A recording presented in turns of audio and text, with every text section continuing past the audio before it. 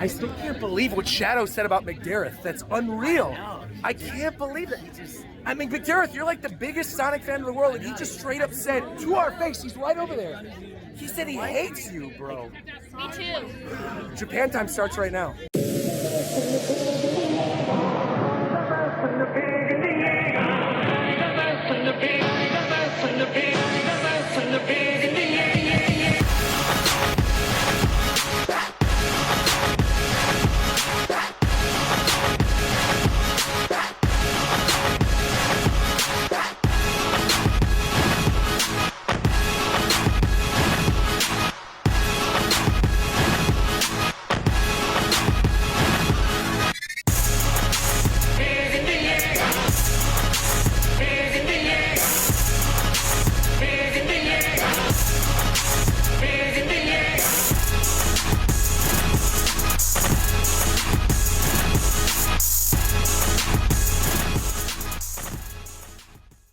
Hello, everybody, and welcome to the Japan Time podcast for Monday, September 29th, 2025. I am your host, back from Paris, SpoilersBase, and joining me, we have a very small but dedicated group this week. It has been incredibly busy, as many of you know. We've all been scrambling, getting ready for this Japan trip. Shofu is literally right now trying to get his passport expedited so he can come and join. Ricky is currently at work. He's not joining tonight specifically because he needs to work so he can call off time for the Japan trip. But we've still got a solid crew tonight. First and foremost, of course, we've got McDareth, a.k.a. Shadow's favorite. How are you, buddy? Doing well. Definitely not. Yeah, not sure about that part. And that part at the end was definitely serious back then. But it's okay. Everything's good now. It was not serious. It was not serious at all. Shadow loves you. Yeah. Yeah, sure. That's what I was talking about. But yeah, I'm doing well. That is what I'm talking. Wait, what are you talking about? Nothing. What the fuck is going on? I'm honestly, genuinely not sure what's going on. But that other voice that we got right there is Coastward, the coast with the most. What's up, Coast? How are you? What up? What up? Nintendo gamers. Can we get a moment of silence really quick for the retirement of Doug Bowser? Just get Absolutely. a quick moment of silence right now. Absolutely. All right, thank you. Shout out to Doug. All right, there's your moment of silence. What's the name of that? Oh, I mean, I already gave the moment of silence. Who's the new president? I forget her name. We got to pull it up. But she's a big Pikmin fan, apparently. So that's awesome. We love to hear that. That's a big W. I love that. Hopefully, we get Pikmin 5 sooner rather than later. Devin Pritchard, by the name, is the new president and chief operating officer as of January 1st, 2026. So I still got a little bit of time to, sneak in a couple other secrets with my boy Doug. Doug and I are boys. You know who else is my boy? We got Viram. What's up, Viram? Welcome, my friend. What up, everybody? And you know what today is? Today is actually a very special day. Is it? Today is the 5th anniversary of the Pokemon Gotcha music video, aka the greatest piece of Pokemon content in recent memory. That's the one. Shout out to that music video. I video. don't even remember that video. It's amazing. Yeah, that's the Pikachu Eevee one? Yeah. Yeah. The Bump of Chicken one, this one. It's probably been 5 years. But yeah. Oh, yeah, I forgot about this one. This is it's been 5 years to the day. Yeah. Wow. What, you just randomly were going back and watching this and it was like, oh, bring it up? I literally did not even remember that this was 5 years ago. Wow.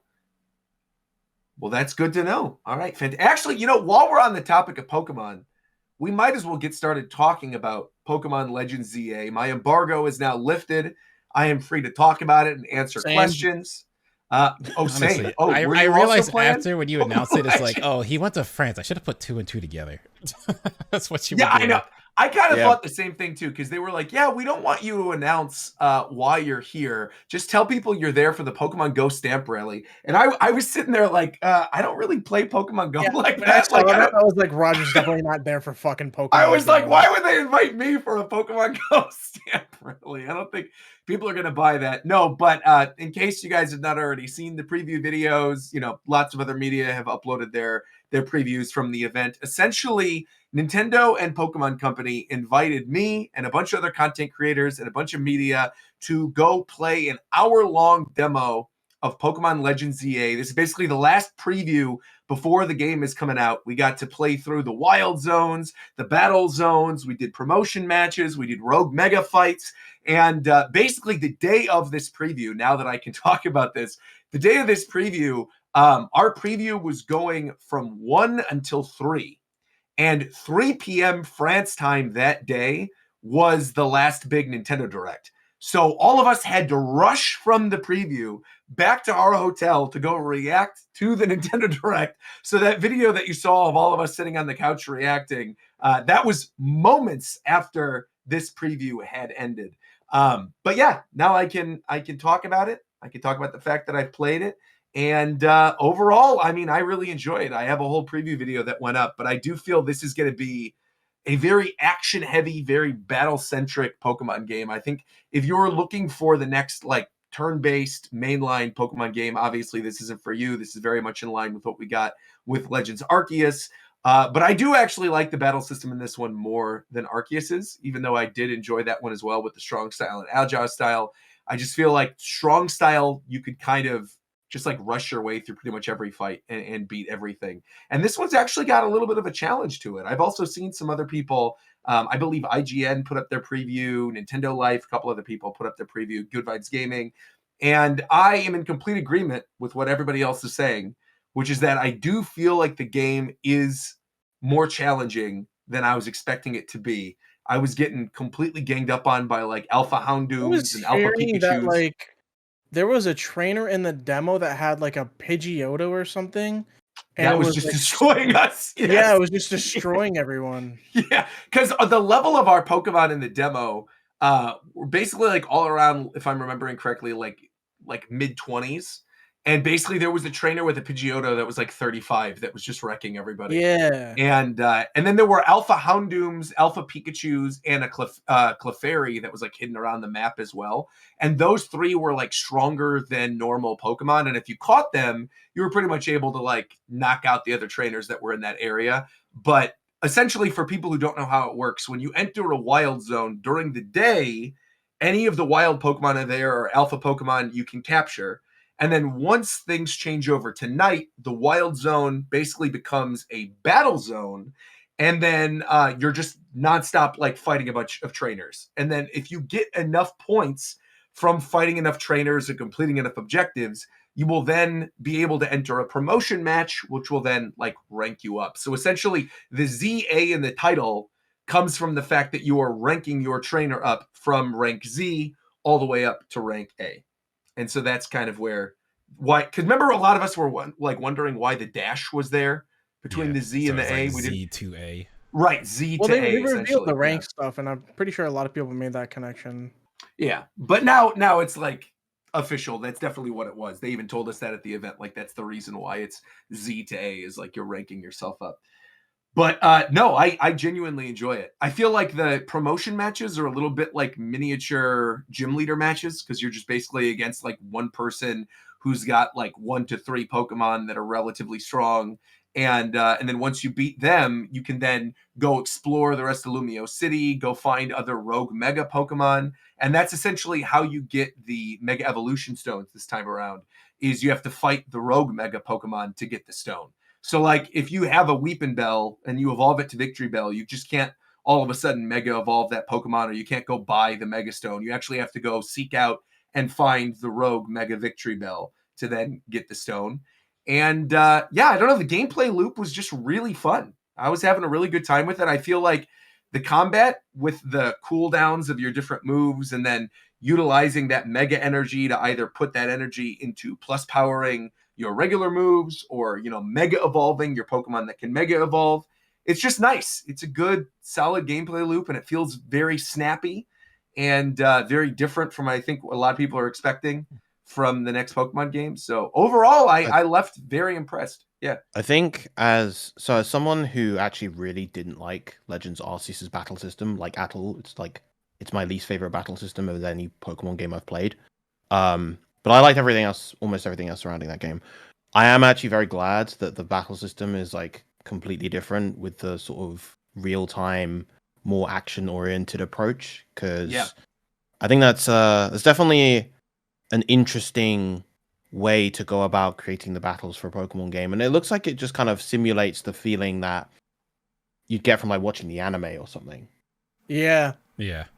Yeah, that's literally what I said in my preview, is that for people who've wanted, like, you know, when you're watching the anime and Ash goes, dodge Pikachu, and then Pikachu's like actually getting out of the way, and you can never do that in the other games, whereas this one you absolutely can, because your Pokemon and you are moving independently from one another, and the cooldown on each of your moves is like really interesting to play with once you're fighting like the big alpha Pokemon, because then you think, okay, I'm going to put plus power into this waterfall and do a bunch of extra damage to the Houndoom. But then if you're not planning that out correctly and your Pokemon's in the wrong spot, you're going to take like critical damage from the Houndoom. And then your trainer can also still take damage as well. So that's something that carries over from Arceus, where like you could actually get damaged yourself. And so one of my other friends that was there at the demo event actually got knocked out by the Mega Victory Bell and lost the Rogue Mega Fight. So yeah, it was really a lot of fun though. I had a good time with it. And the demo was pretty substantial. Like I said, we played for about an hour. And also just like one other quick thing to note, the menus, I really like the menus and the UI in this one. Again, it just is all very snappy. It's all very clean. I love being able to, while you're just in the wild zones, like evolving your Pokemon once you hit the right level. That was something I really liked from Arceus, where, you know, you could like choose to evolve at the right moment. So like if you wanted to build up a little more XP, you could just like keep them at the base level and then, you know, evolve them when you need to evolve them.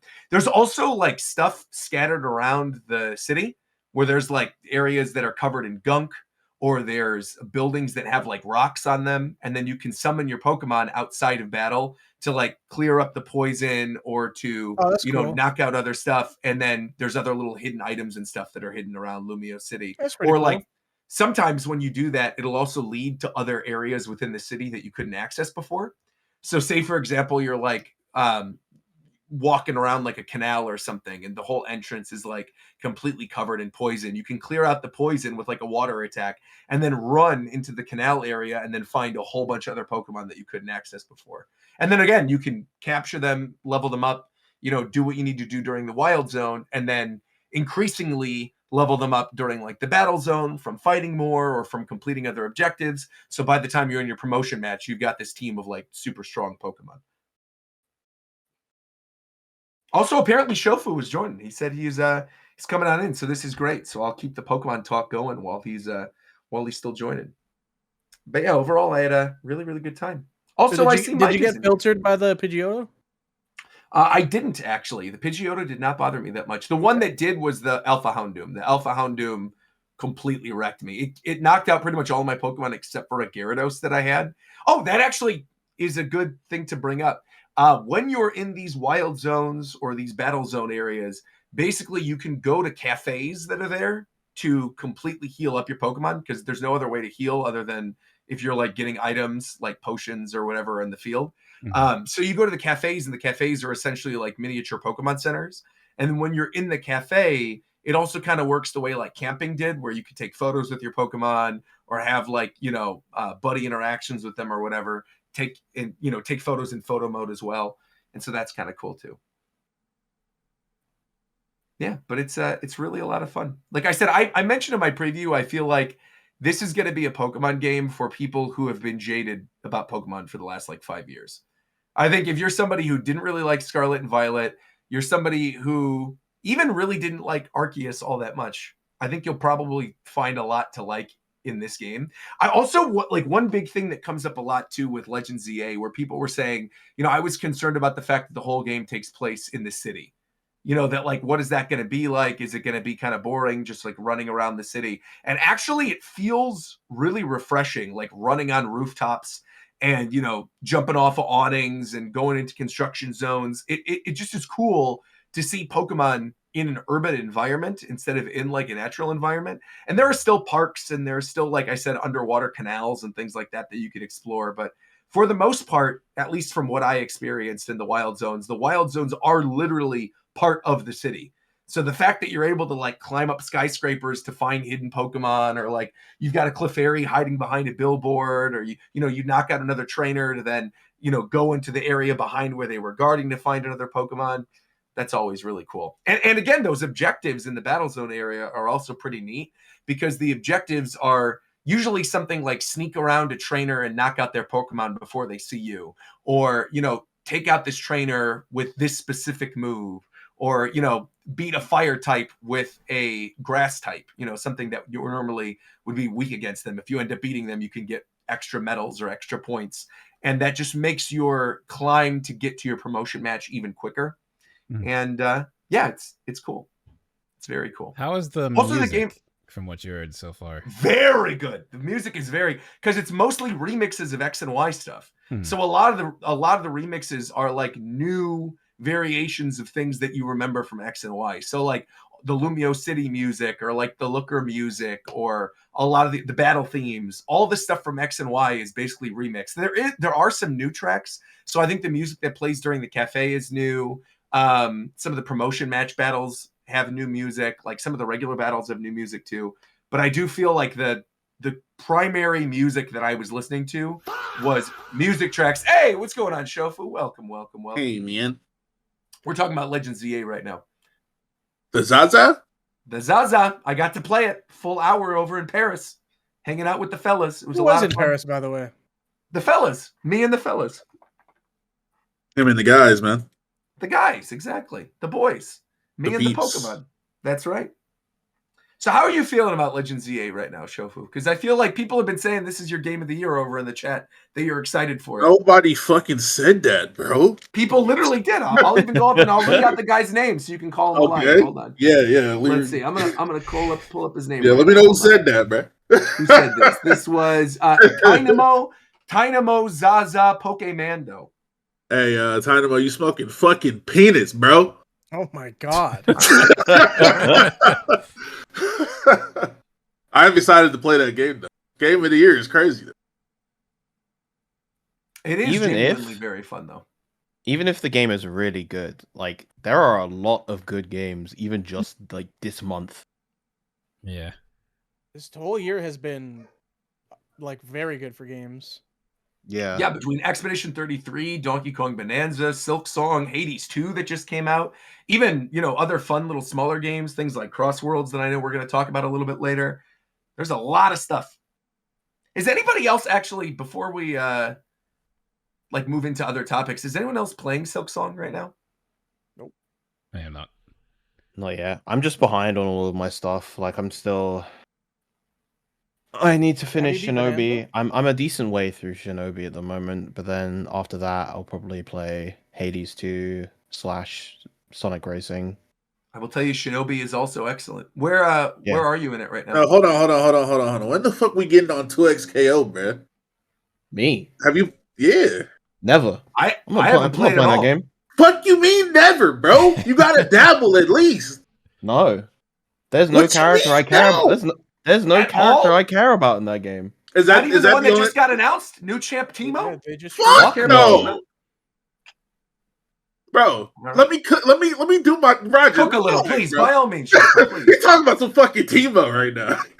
are you trying to fuck up my whole operation right now? dog? I'm not at all. I just said that I saw Timo was the new champ that got announced. You said not even Timo. Of course not Timo, bro. He not Why? getting on He's the a cute little Yordle. Why would He's you want not to play getting on the Timo? game for fucking Timo.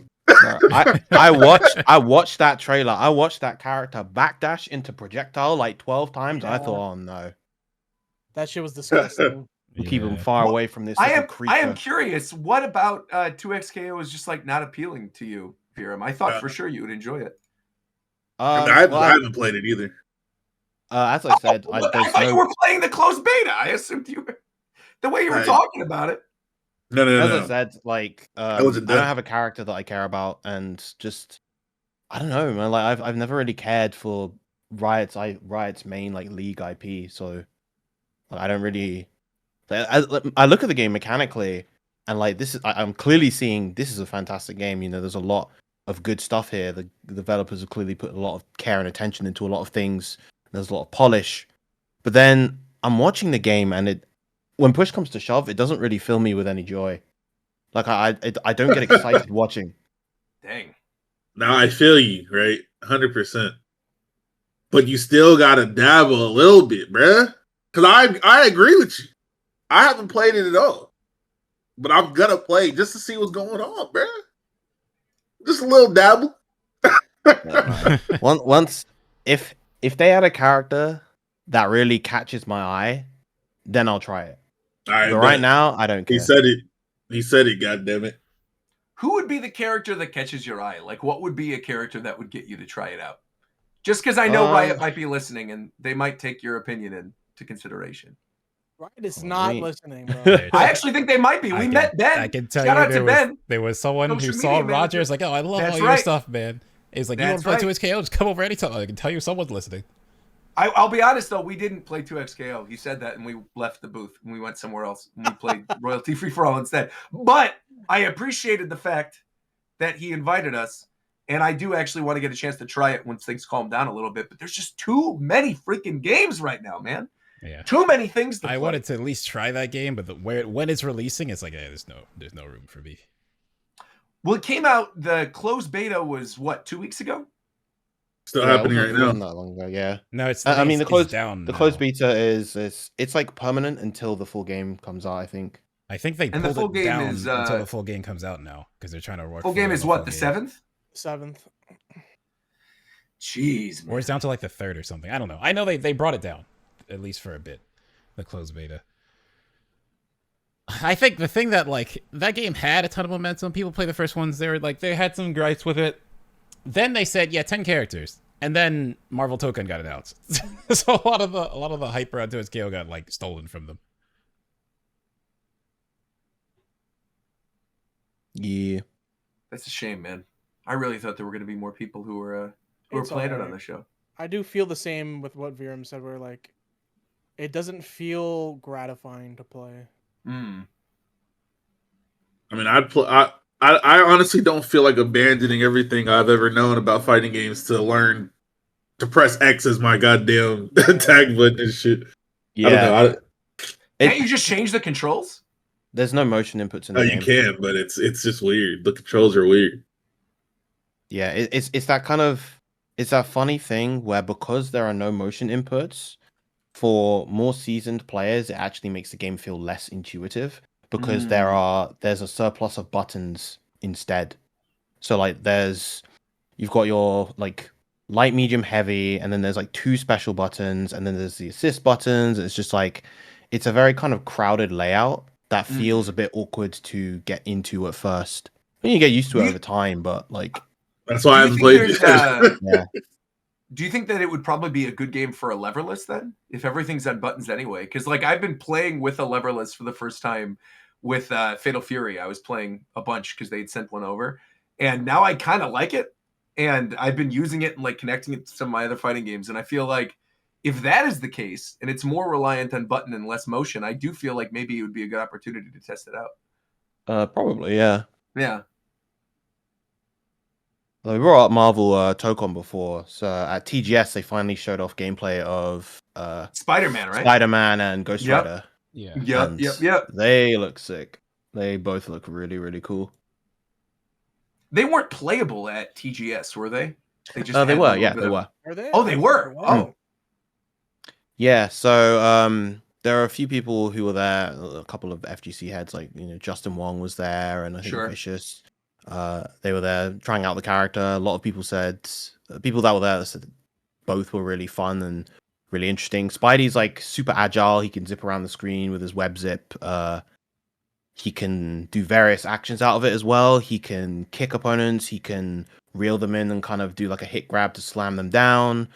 He can like cancel his zips as well to change direction. It's very mobile, hard to catch character. And then Ghost Rider has like a Nagoriyuki type gauge where as he uses his special moves, it fills up and then powers up his special moves. But if you do it too much, it overheats and then he's left vulnerable. So you have to kind of manage the gauge. Yeah, both look really cool. Sadly, we didn't get any character announcements. But yeah. That's actually I'm glad you brought that up because that's a good segue into talking about the state of play that happened since the last show. And actually, there's a couple things I want to talk about here. First off, The fact that the State of Play didn't have a Wolverine reveal for the Tokon game when Wolverine was the big push at the ending was genuinely shocking to me, because we're going to jump ahead a little bit talking about the State of Play thing. Obviously, you're jumping to the major thing. Yeah, of course. But, the big reveal of the State of Play was, of course, showing off gameplay for the first time of the new Wolverine game. And at the end of the trailer, it then shows the PlayStation Studios logo again. And I was sitting there watching it going, oh, okay, here we go. This is going to be the Tokon reveal for Wolverine, right? And then instead, they just decided to roll the PlayStation thing again before having the devs talk about Wolverine. And it was this weird fake out. And there were a lot of weird fake outs like that in that State of Play, where like the part with Final Fantasy, right, where they had like Final Fantasy Tactics, and they're like, oh, and we have the producer for Final Fantasy Tactics to reveal the newest information about Final Fantasy. And I'm like, okay, cool. Review copies are out for Tactics right now. I have one on my Switch too. I got other people who are playing it. So I'm like, okay, it's not just going to be Tactics. There's going to be something else. And then it's like, no, they went into Let It Die afterwards, having nothing to do with Final Fantasy. I'm like, what is going on here? And then I saw a bunch of people who were like, oh, this is one of the greatest presentations. And I'm like, is this how it seems to people who, when I say I'm watching a Nintendo Direct and I'm like, it's the best thing? Is this how it seems to the rest of the world? That's crazy, man. At least the Nintendo Direct was actually really good, though. We had Fire Emblem and Pokemon and all this other good stuff. The Mario Galaxy movie, Mario Galaxy 2 coming out, Virtual Boy. There was like weird, good stuff. This had nothing other than Wolverine. That Chrono Script game was cool. That looked cool. That's cool. It showed us some gameplay of Saros. Yeah, that was fun too. Cool. Actually, that does look cool. That looks cool. Yeah, I'll give it that. The Returnal was a great game, and I feel like their new game is going to be good too. I'll give you that. Besides those, it was like Wolverine and hey, Mega Man and Sonic Racing Cross Worlds. Cool. That was such a bizarre thing to include in this, though. I thought for sure that was going to be in like a Nintendo Direct or something, or like Sega would do that reveal elsewhere. Why do you think they chose to do it during the State of Play? Didn't they announce Cross Worlds during a State of Play? Oh, I didn't even know that was the case. Pretty sure they did. I could be wrong, but I remember it was like some random Direct like this. Oh no, the announce was Game Awards, I'm pretty sure, with the Shadow trailer getting in the car. I think that was Game Awards.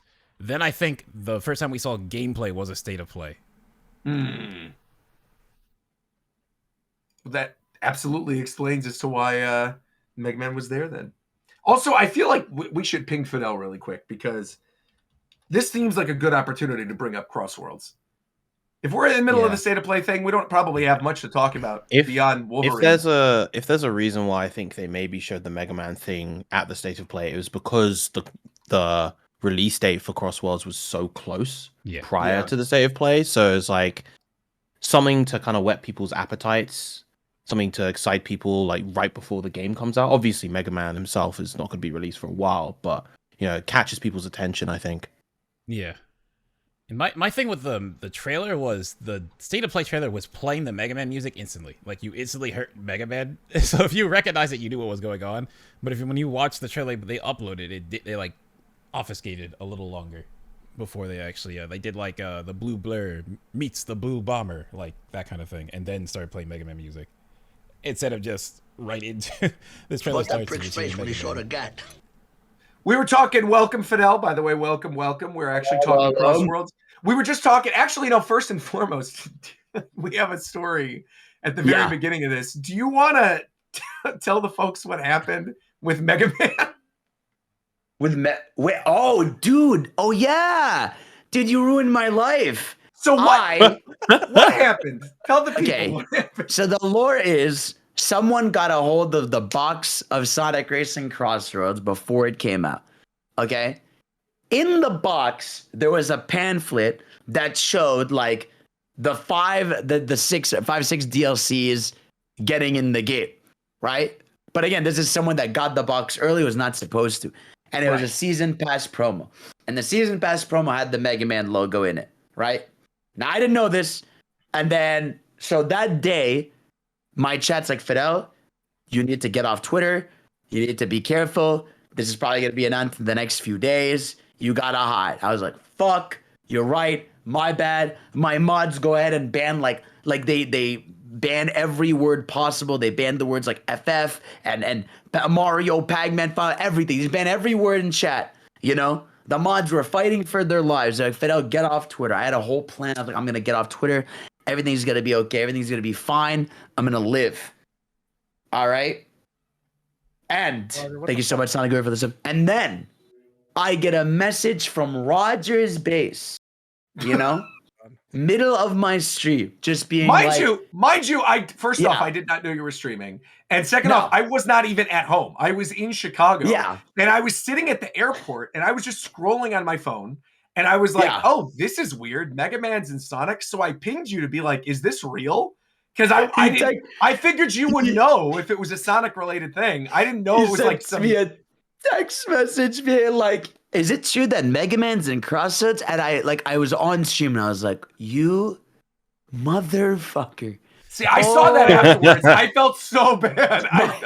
My soul broke. So here this guy goes spoiling stuff again, huh? I'm saying, man. I'm saying, he's dude. He's a notorious, infamous spoiler, spoiler, bro. He been doing that, man. And so we gonna beat his ass. We gonna break his fucking legs. We gonna get him, bro. We gonna get him, dude. Get his ass, man. And yeah, that was it. Then he spoiled it for me. And then everyone was like, well, shit. And that was the story. Well, you had a pretty big reaction as if you weren't spoiled when you saw Mega Man. Oh, yeah, no, I was happy. I was gonna say it's one of those. And Proto Man didn't leak. I didn't leak Proto Man. Yeah, exactly. It's one of those spoilers where it's like when Castlevania leaked for Smash, where you're still hyped when you see it because it's it's still cool. It's still cool. I forgot that was a leak right beforehand. That's right. It was like the night before. They uploaded Bloody Tears to the Smash Dojo. That's right. Twice though, didn't it, with Smash? Not really. I think the other time they did like the music drop was for Galaga or something. And it was before Pac-Man, but that was like or when Smash Ryu. 4. That it was Ryu and Ryu, right? Ryu and Roy. Yeah. That's right. Ryu, Roy, and Lucas. But I don't think they knew Lucas. I think they just knew Ryu and Roy. Right, because Ryu and Roy was after Lucas, and I remember after that the next reveal in like the Nintendo Direct was they had the K. Rool, Lloyd from Tales of Symphonia knee costumes, and people were saying this is Sakurai getting back at people for leaking Ryu and Roy. Oh, the other thing was the copyright, the Terry Bogard one, where there was the copyright of SNK. That's right. And then people were just guessing who would it be. Yeah. Right. There have been a couple Smash leaks. Yeah, I'm forgetting about that. Shit. Either way, I'm sorry I spoiled you on Mega Man, but I did not spoil your fun when it comes to Cross Worlds itself. How you feel about the game? I think a lot of us have been playing it right now, right? At least 4 of us have been playing Cross Worlds. Yeah, I think so. It's so fun, you're playing too, right? I haven't properly hopped on yet, but I played the closed network test, so I know how the game plays, and I really like how it feels. So I'm definitely going to play. Thank you. I think it's awesome. I love it. I think in terms of, I haven't had this much fun with like a Sonic racing game since dead ass Riders, because I like the other like racing Sonic games. I like them. But this is the first time that I'm addicted to it. You know, it's the constant one more game. The fact that you can rank up, the fact that it's kind of the first Sonic racing game in a era of everyone being online talking about it. Because when Team Sonic Racing came out in 2019, we were in the dumps. It flopped and it was barely marketed. Whereas this one feels like everyone's playing it, everyone's on it, cross-play and all this stuff. So it just feels because everyone in my community is playing it, because it feels bigger, they're doing shit like their Twitch rivals. You're seeing big streamers play it. You have stuff like the car customization. You actually have unlocks. It's incredibly arcadey. I just think it's genuinely so much fun. Everybody's really playing it. Oh no! Wait, what do you mean? Whoa, what do you mean? Because that other game is fucking booty buns. That's what I'm saying, bro. That's the problem. That Mario game, bro. They could have kept that bullshit, right? You feel me? They should have took that back. Okay, but hold on. Wait. I gotta say, I'm just playing. Because what I said, I was like, what? Because when I said this around when the game was out, I said I have some issue with it. I was being told, "What are you talking about?" It's crazy if you feel this now. I think though, unironically, people at first they were because when it was first revealed that Marco was coming after Saga, people were like, "Oh, GG's." But I think deadass, because of the mistakes Nintendo's made with Mario Kart, I genuinely feel like that's boosted the marketing for this game. Like people making these big videos on YouTube being like, this Sonic game is better than this Mario game. Is this gonna fight this one? Like people making those kind of videos and those kind of posts, and even Sega making the ad like calling back to the 90s, like stuff like that genuinely like pushed the game's marketing a lot. And I think it was honestly really smart because at the end of the day, like you said, Mario Kart is still a juggernaut when it comes to sales, is obviously still like a big system seller for Switch 2. But I do feel like it was very smart of them to lean into like the rivalry, like the old kind of Sonic and Mario stuff, because realistically, I love Mario Kart World. A lot of us love Mario Kart World, but the problem with there are a lot of problems with Mario Kart World that people have, whether it's, having the intermission races or not being able to do what they want, or not even having a jukebox mode, despite the music being so good, or they're like them not announcing any free DLC whatsoever and having like the weird omissions with Pauline and Donkey Kong. That being a thing they didn't touch on whatsoever during the 40th anniversary thing during the Direct a couple weeks ago. Nothing to really do in the game either. Like there's nothing to strive for. Since I was born, all right, I have always played Mario Kart at least a little bit. Like I never played Die Hard, but every couple of days, every couple of weeks, I'll turn it on for a couple hours, bro. Yeah. I played Mario Kart World for 3 days, ain't touched it since, bro. And I do feel like I haven't. I feel like that was needed, to be honest. You know what I mean? To like even the playing field a little bit, because the game I think is genuinely good. I think Sonic Racing Crossroads is awesome. Like I've loved what I've played of it. I don't love the fact that you can only get the Switch version right now and not the Switch 2 version. That sucks. I agree. I obviously don't. You're probably gonna have to buy the Switch 2 version separately because they did that with Sonic Generations as well. So I'm like, I don't want to buy the Switch version. I'm just playing it on Steam. Yeah. Unless they've announced that they're going to be doing that. I don't know. I thought they did. I thought they said they're going to do an upgrade pack this time. Yeah, no. They said it's an upgrade pack this holiday. Oh, so well, that's good. Okay, that's good. So I could get the Switch version now and like rest easy. I mean, to be fair, I've already put a bunch of time into the Steam version. I think it's the fact that like Sonic with Cyrus Custom, it's more arcadey. There is, I'm like, I am. God knows how many hours in, like 25 plus, right? 30.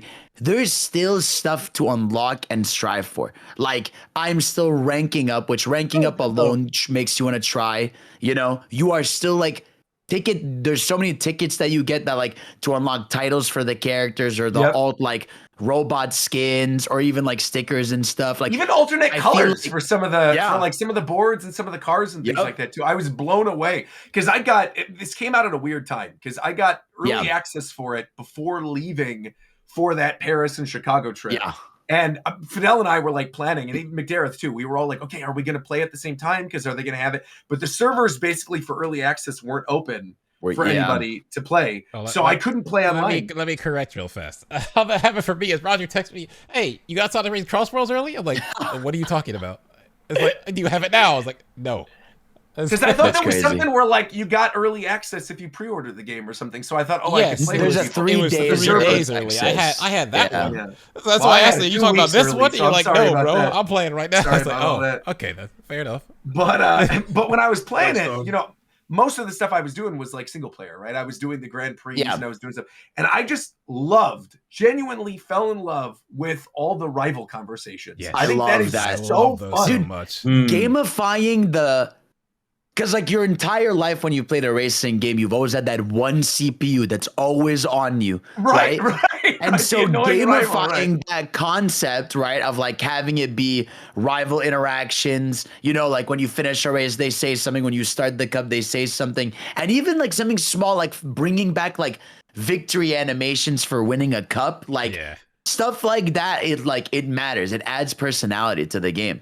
Even stuff like the time trials having like actual rankings like Sonic games where you can get like B rank, A rank, S rank. Like it actually makes you want to do time trials, and you unlock more songs for doing them. Like again, it's the fact that the game has like a one more thing or like one more time to play because you want to unlock stuff, you want to get better scores, you want to get better stuff. Like it's actual content instead of like in Mario Kart where literally the content is you can get a tiny sticker on the car that you can barely see maybe. Some of those conversations are funny though, because like for a long time I was playing with Rouge, and then I switched to Silver. And Silver's conversation, I don't know if you've been playing a lot of Silver's like having a renaissance right now. He's awesome. One of your little followers. But like Silver's conversations are some of the best in the game. Because first off, when he has that one where he's like, I have no idea why people mistake me and Shadow. I look nothing alike. No, did free video, Roger? I did this. This video is like blowing up. It's like going up to 100K almost. I did a video it's a stream, deadass 4-hour stream reacting to every rival interaction, rival conversations, and it's like there's so many. Like the YouTube video for it is 3.5 hours.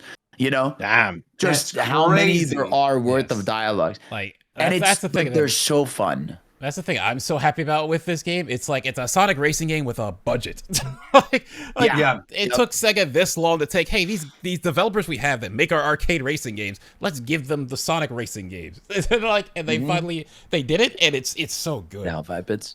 I'm so the dialogue is crazy though. Like in the Rouge conversations where she's like, stuff this up your tailpipe, buddy, or like whatever. It's just nice that like she shits on Jet. Jet. Well, Jet's a bastard, so like it's nice Jet's to have racist, someone absolutely in the game. Wait, Jet why literally is Jet says, racist? He's racist, bro. He literally says, "I lost to that," and then like he goes like that. He calls people wide loads. Dude, it's funny when he mocks Amy. Big's voice. Like he mocks gonna mock Big's voice and then sound the way he does. That's insane. And he tells Knuckles to go back to his island. He says, "Go back to your island." Yes, he literally tells Knuckles, "Go back to your island." Like he is straight up racist in the game, which is it makes sense for him. It's funny, and even like it's nice that him and Wave just don't give a fuck. Like all the Sonic characters are kind of nice, and these two are just like, yeah, we don't care. We're just gonna try to mod. Well, because that was kind of the whole thing. I remember enjoying Riders because of the attitude back in the day. Like when the very first one came out on Wii, I was like, oh, this is actually very funny and very different. I liked like the skateboarding mechanics and everything. And I never played, admittedly, anything beyond the first Riders. I know there was like the Connect one. Yeah. And there was like, I think another sequel one that wasn't very good. Don't worry about the Connect one. Whoa. Zero Gravity is really good. Oh, well, maybe was that the Zero Wii Gravity one? is the sequel. It's the Wii one. It's the Wii one on PS2. Yeah, that one's fine. I thought Zero Gravity Riders. was. No, that's Free the Riders one that is the Connect one. It's Riders, Zero Gravity, then Free Riders is the Connect one. Free Riders is the one that I was thinking of that it was not good. Yeah, that was the Connect one. Yeah. And then again, like you mentioned earlier too, there were the other Sonic racing games, right? You had like the Team Sonic Racing with like Wreck-It Ralph and Banjo-Kazooie or whatever. No, that was in one of those. Sonic and Sega All-Stars. But I never played nor enjoyed any of those. Like, and Transformed maybe really good, honestly. I think I played I love Transformed. Is that the one that was on Wii U? Yes, that was the Wii U one. Yeah. Okay, so I played a little bit of that one, but I didn't love it. I was just kind of like, whatever, this is fine. It's like, a bit, not budget Mario Kart, but essentially like Mario Kart at home, right? Yeah. Like the kind of thing where it was like, if I'm playing between Mario Kart 8 and this, I'd rather play Mario Kart 8. But this, I do, even as somebody who is like a Mario Kart World lover, who loves the music, who like is a Nintendrone, I still will outright say like, I am having a really, really good time with this one. And I fully I think this absolutely stands on it. If you're somebody who like is like, I like Mario Kart World, but I don't like the fact that it doesn't feel arcadey. Like this is the most arcadey character racer I've played probably since Mario Kart 8 Deluxe. And I think if we're talking like the gimmick of intermission versus crossroad, I think the crossroads are better. Because with intermissions, way better. There's so many that are like the intermissions, there's so many where it's like, this is just, I'm driving from point A to point B. Yeah. Whereas the crossroads, there are genuine tracks. Like you could even time trial those by themselves. They feel like a unique lab, and it just makes every single time you do it have that little spice of like, all right, where am I going to end up? And sometimes there's the frenzy. Even main tracks from the game can be crossroad tracks. There's the crossroad only. And the game, I think, did the Mario Kart thing, which is like bring tracks from the series, have retro tracks, have like their own unique tracks. Like it's so good about that stuff too. And then the other thing, like they went the extra mile because like every single track, and when you listen to its song, they have first 2 lap song, final lap song. All the crossroads have a final lap song, even though most of the time you won't hear it. and like some of them are really, really good. Yeah, I was they're just gonna crazy. say, speaking of music, how are you guys feeling about the music overall? Oh, it's amazing. It's like It's amazing. That was like the It's so good. What was it, the closed network test? When I first heard the music, the Yeah, closed the network original. test, I was worried because they all felt like they weren't fully produced. Then the open network test came around. I was like, okay, no, we're in safe hands. Yeah. I Yeah. actually still feel that way though. I feel like there's like some of the instrumentation is not quite as clean as it could be. I think a lot of the arrangements themselves are really cool, but like I don't know, I hear some like MIDI guitars in places, the kind of the weird artificial vocals at points. They love the I will chants. agree. Yeah, I Yeah, will you right. agree. I feel like The chanting. No, the chanting is fine. I think to I me, like the it's like chanting. the actual quality of the sound of the music, right? Because Right, obviously yeah. with Mario Kart, that is the leg up with Mario Kart is they're using like an actual live orchestra and like a live Yeah. big band and stuff. So obviously it's going to be better. It's But a lot more DJ mixes here. but the tracks in this, I think, are way better than I remember in any other Sonic racing Yeah, game. no, Writers they're included. Like, really good, dude. I never remember like ever the music standing out in Yeah. any of the other Sonic racing games. And I Well, love I'm a- music in Sonic games. It's a big I'm a reason why I huge play fan them. of Zero Gravity soundtrack. I have a very good soft spot Yeah. for that game soundtrack in particular. Team But Sonic I will Racing say- always Museum is a good banger. tracks. I will say, like the really good remixes in this are really, Oh, yeah. really good. Very I Yeah, think they're like really good. my favorite one is definitely the Cyberspace remix. The remix of Cyberspace is amazing. I like 1, the 2. Seaside View one where they remix Oh, the Seaside everybody's View one was Supersonic good. Yeah, Racing. and they actually put Yeah, vocals yeah, this yeah. time because they've Yeah, always yeah, done that yeah. with Seaside View, but it's always just been like the instrumentation, never No the vocals. Yeah, that Yeah. was They had the nice. vocals this time around. Yeah, no, the first time I heard it though, I was like, oh Yeah. wow, they actually put the voices in because they never did It's that. so good. Aqua Force is amazing. There's Aqua like a Force lot is of great. things. And I love Also- I have to, White I have to Cave call and out Sam real Road. quick. I love those Wait, so wait, much. I have to real quick. I gotta because you were talking about the music and totally not Danny in the chat said all caps music from Princess Peach Showtime added to the Nintendo Music app, and I just wrote back all caps. Who cares? yeah. We were talking about music. That game does not have good music. I'll tell you that right now. Princess Peach Showtime. That you're talking I about agree, generic dude. music tracks. There are like 3 good music Me- tracks in that, and they're in the Persona levels where she's like the thief Peach. Yeah. They have Music in that also game is there's not Miku. good. The Miku So do songs are not in the call game. it the Also, Persona level, bro. Well, that's what it is. It's a Persona No, level. it's The- not a Persona level.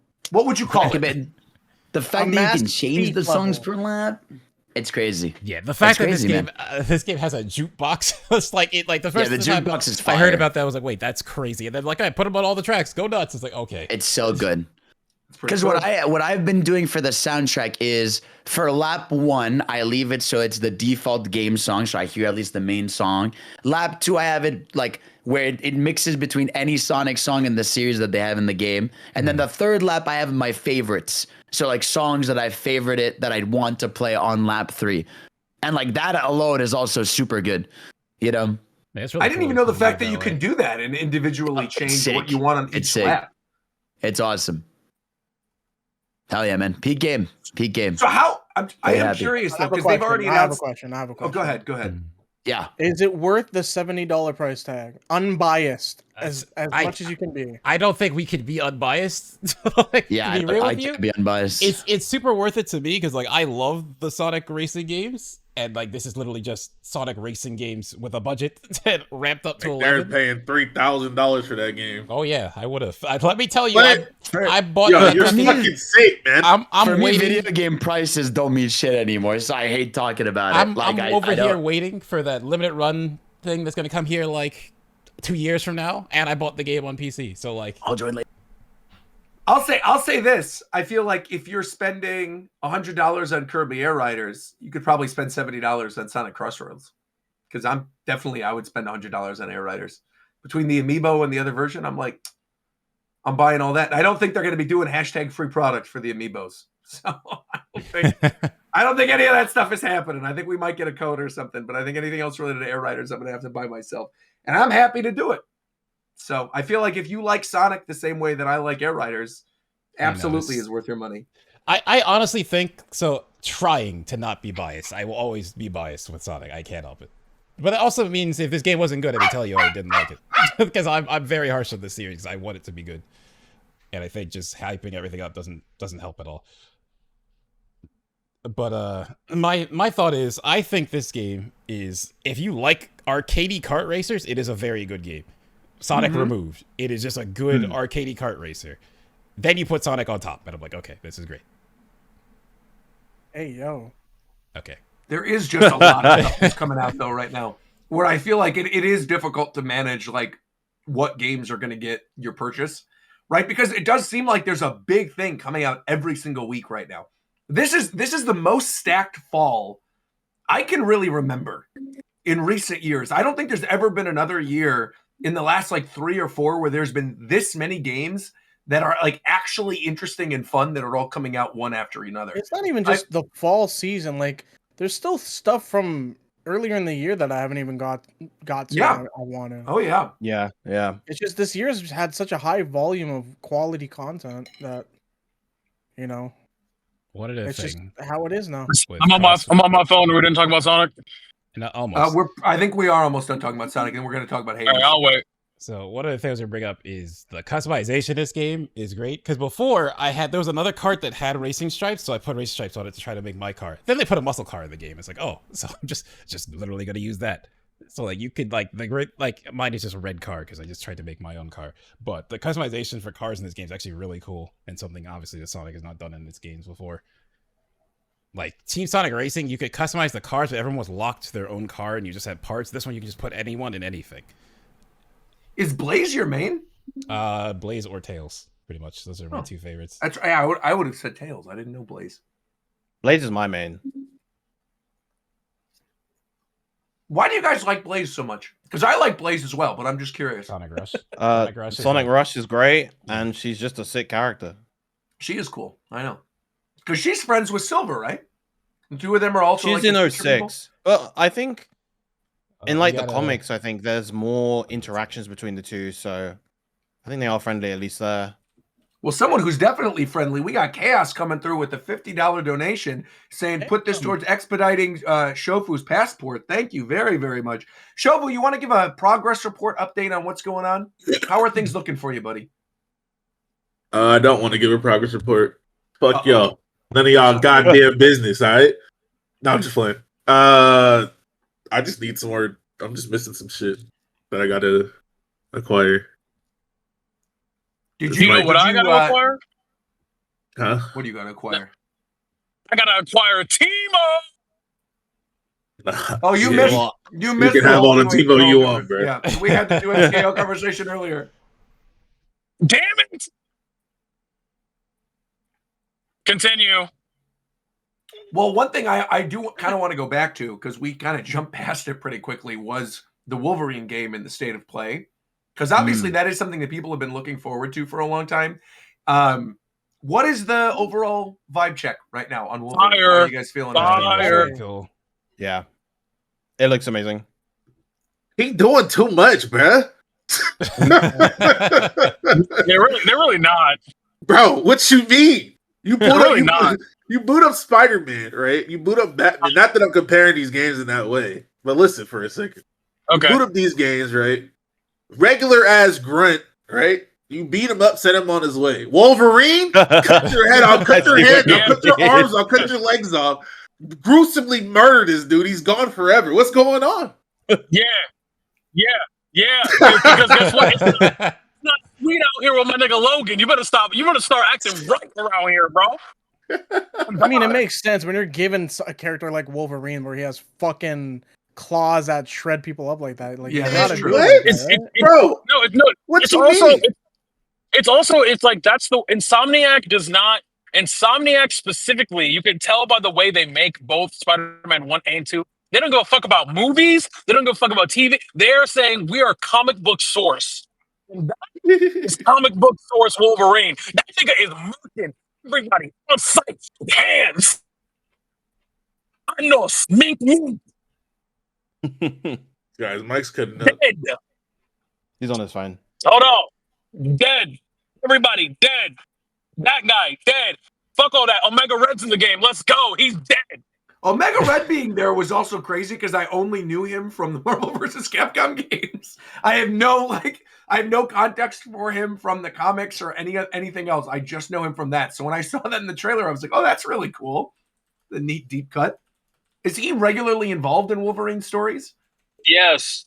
Okay, so that's why they're including him then. Mystique was in there as well, right? Yep. She There you get go. hands too. What I was saying earlier, which was to when we were doing the reaction, was the thing that I'm most excited about is them putting the detail into their combat for Wolverine that they did for Spider-Man with their movement. Because you can tell all their dev time went into the movement and making going from point A to point B be some of the funnest shit you could ever play. You sound like Sentinel right now, man. Sentinel was at the end of the trailer too. That's true. All right, I'm gonna just wait till I get home. I'll be home in like 10 minutes. I'm gonna wait. We'll save It's Brandon's raining. conversation for you. That's fine. Right. Roger, answer for all of Nintendo's anti-consumerism. Donkey Kong DLC, Galaxy ports, Virtual They already Boy, did. Pokemon Day One. They fucking fired Doug Bowser. That's what happened. I was just gonna say I'll answer for it right now. My answer is that you're broke. Get your money up. That's my answer for you. I'll tell you right now, because I wasn't here during the last episode, so I couldn't defend myself during the Nintendo Direct conversation. Let me tell you why you got to get your money up. First and foremost, Donkey Kong DLC is actually fire. I've put 20 hours into that DLC. I've almost 100%ed it. I genuinely love it. At the beginning, I totally understand why people would not like it. Obviously, like, it does feel weird to have DLC for a game that just recently came out, but it's genuinely so much fun. There are so many Donkey Kong Easter eggs in there. DK Island is great. What I will say I don't like the fact that there aren't normal bananas in DK Island, that you can only do the emerald stuff, when there are clearly locations built out in all the other areas and all the other levels that are the actual banana areas that just become emeralds once you're turning into Emerald Rush. I wish they would have had actual challenges and actual bananas in Donkey Kong Island. Beyond that, I completely got my $20 worth. I thought that was great. I feel like a lot of people were probably also super down on it because that same week Silksong came out, which is $20 and is a full-fledged game. I understand completely. I get it. But if you are a Donkey Kong fan and you enjoyed Bonanza as I did, it's probably my second game of the year right now after Expedition 33. I was gonna say, but you're talking all this, but you know no, what I'm saying? but I also said this in another conversation, I think on the After Hours, like, if this was any other year, I think Bonanza is like leagues above Astrobot. I think the fact that if Astrobot, I said this on another show, if Astrobot was not made by Sony, if that was a Nintendo game, people would not have given a shit about Astrobot. But because it was a game made by PlayStation to be like a quote unquote Mario killer, now suddenly all these people are like, see, other people can do it. See, I hate Nintendo, blah, blah, blah. And it's like they were all up on Astrobot because of it. That game should not have been Game of the Year in a year with Metaphor and Rebirth. That is genuinely wild. You're But bugging. that's You're all. bugging. They're No, smoking. no, I don't Anyway, agree with that. How do we even get here? How did you even get to that? Right, I don't even.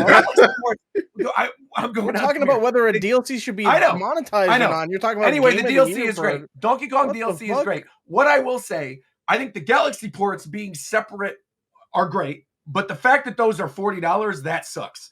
I will say that outright. That does actually genuinely That's suck. a fucking When you scam. can get, That's what that is. you could get Galaxy 1 and 2. I don't know if you guys brought this up. You can get Galaxy 1 and 2 on the Wii U Virtual Console for $20 total. They were $10 each. So the fact that they're $40 now on Switch, especially when Galaxy was already part of 3D All-Stars, is like crazy to me. That, I think, is actually wild. That should not be the case. I am not going to be over here defending this, even being the Nintendrone I am. No way. Now talk about the Galaxy. Now talk about the $85 amiibos, bruh.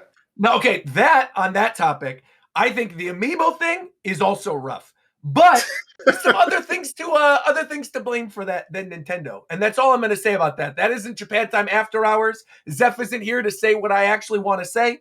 So unfortunately, I cannot speak too much. Tariffs, man. I can't speak it's too them much. goddamn tariffs, man. Them tariffs are screwing things up with those amiibos. So I'll tell you right now, don't be blaming Nintendo for something. They're doing their best with what they can right now with those tariffs. Pokemon Day 1 DLC, I don't care about that either. That's fine. It's Pokemon. People are going to buy it anyway. They know people are going to slop it up, so that's fine. And they're implementing new Pokemon. I also saw people saying this, like, I can't believe they're locking Pokemon behind DLC. They literally already did this with Scarlet and Violet. And you know what happened? People bought those games anyway, and they became the second most successful Pokemon games of all time. That is why there's day one DLC. They know people are going to buy it. That's why it's there. And for me personally, I don't really mind. It's Pokemon. So I'm going to buy it the same way that like McDareth wouldn't mind if there was $20 DLC for Sonic Racing Crossroads Day 1. Yeah. Which, by the way, there is. Yeah, no, I already with bought it. Ichiban and Joker. Wait. Those ones are free. You're also missing the point of why people are upset about the Pokemon DLC thing. Is that they offered the option, they revealed the DLC, the option to purchase it and all of that, and you don't get access to anything for it for months. Wait, for what? For the Pokemon DLC. No, the Mega Dimension stuff, you get access immediately. No, you it's do just not. You do, for sure. It was in the Direct. You get. I thought it was a day one. What do you get? It's not. You get Mega Stones. That's the whole thing. Day one is you get the Mega Stones. That the actual like story. I didn't see that anywhere. It's for the Raichus, the Raichu X and Y. The whole thing is that the story thing is later on. It was like January or February when they said the story stuff is going to be coming out. But there's like a story update that's going to give you stuff. But then there's stuff that unlocks other Mega Evolutions like Day One, which I believe are the Raichu X and Y. Like dropping info that I'm positive because I did not get any extra info at all about Mega Dimension. I'm pretty sure all I saw was that you only get like these outfits for Day One. That would suck if that was the case. But I'm pretty sure you get the Raichu. No, I don't know what you're talking about. I've never seen that anywhere. Also, I was very adamant and I was very outspoken about this, and I was very precise that these outfits are the only things you get. So this is the first time I'm hearing. Well, I'll trust your judgment then, but I was pretty certain that you get the Raichus Day One along with your outfits and customization, all that stuff. But I'll trust you. I'm not going to defend something that I don't know, but I trust your judgment on that. Also, though, people did not complain when this happened with Tears of the Kingdom, and Tears of the Kingdom gave people, not Tears of the Kingdom, Breath of the Wild, where they literally did the exact same thing. They were like, here's this DLC pack. You pre-order it. You don't get access to any of the stuff early except for like the specialty shirt or something that you would unlock for Link. And that gave you significantly less content than what you're probably going to end up getting from this Mega Dimension thing, which going based off of any of the other DLC packs is probably pretty substantial, right? With like Teal Mask and with... what was the other one that was in Scarlet and Violet? The Indigo Disc.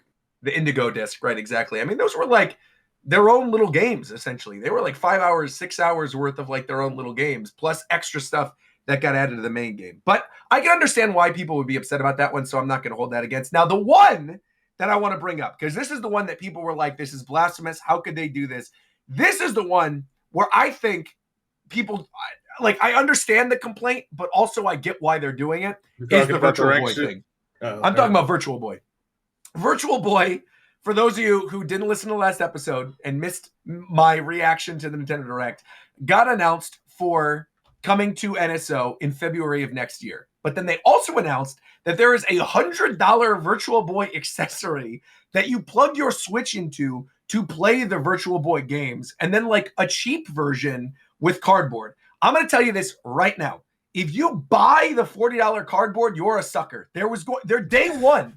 Now you're a sucker, huh? No, so all of you people that got that goddamn advertising app downloaded on your phones right now, y'all not suckers. But now you a sucker if you get the $40 Virtual Boy, I'm going to tell you right now. If you literally go online day of the Virtual Boy thing coming out, I guarantee you someone is going to upload like some type of cardboard cutout of the Virtual Boy thing so you can use it. I'm also pretty sure you're probably going to be able to use the Labo VR thing if you have Labo VR. A lot of people don't have Labo VR, but I'm also pretty certain you're going to be able to, like, again, print off whatever that cardboard thing is within like a day and be able to utilize it. I also think they have not confirmed. They said that it's not coming to every region. The Virtual Boy thing is not in every region. I'm assuming the Virtual Boy... North America. It's only North America that's getting the physical or that's getting Virtual Boy on NSO? Or both? I think it's just the physical. I'm not sure. Because I was like, if it is, yeah, now that I can agree with. Nintendo might be repackaging all the cardboard they didn't sell from Labo. That is potentially true. That might be what you're paying for. If you get those Virtual Boys, that is true. Just like they were using them old DS screens for that damn clock. 100%. 110%. Yeah. Throwing them on there for Alarmo. Exactly. So that I understand completely. But I think the complaints about like the physical like Virtual Boy, the plastic Virtual Boy thing, people buying that, I feel like that is meant to be like a luxury collector's item. That's not meant to be something that like everybody is going to buy, because you're probably not even going to be able to buy it unless you have like a Nintendo account, or you go on the My Nintendo store the same day of. And worst case scenario, also, I'm just telling you this from them having done this in the past with Alarmo. If you really want it and you're still not able to get it, I guarantee you it's going to be in stores at some point, right? They're going to do that. They did that with Alarmo, where Alarmo was exclusive for Nintendo Store people. And then like 3 months later, it was in like every Best Buy. And right now you can pretty much walk in any Target and get an Alarmo. So if you're worried about that, I feel like you're going to be able to get that. Same with like the talking flower thing that they announced. Like, I think same exact thing. Yeah.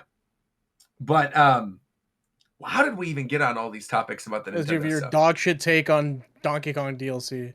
Oh, no, but the Donkey Kong DLC is worth it. Yeah. I like the Donkey Kong DLC. And it is what it is. Yeah. I don't care. That shouldn't be worth $20. Maybe. I liked it. I paid for it. I'm a sucker. They didn't give me a code. I bought it. Hashtag that doesn't change the not fact free of product. what And I bought it.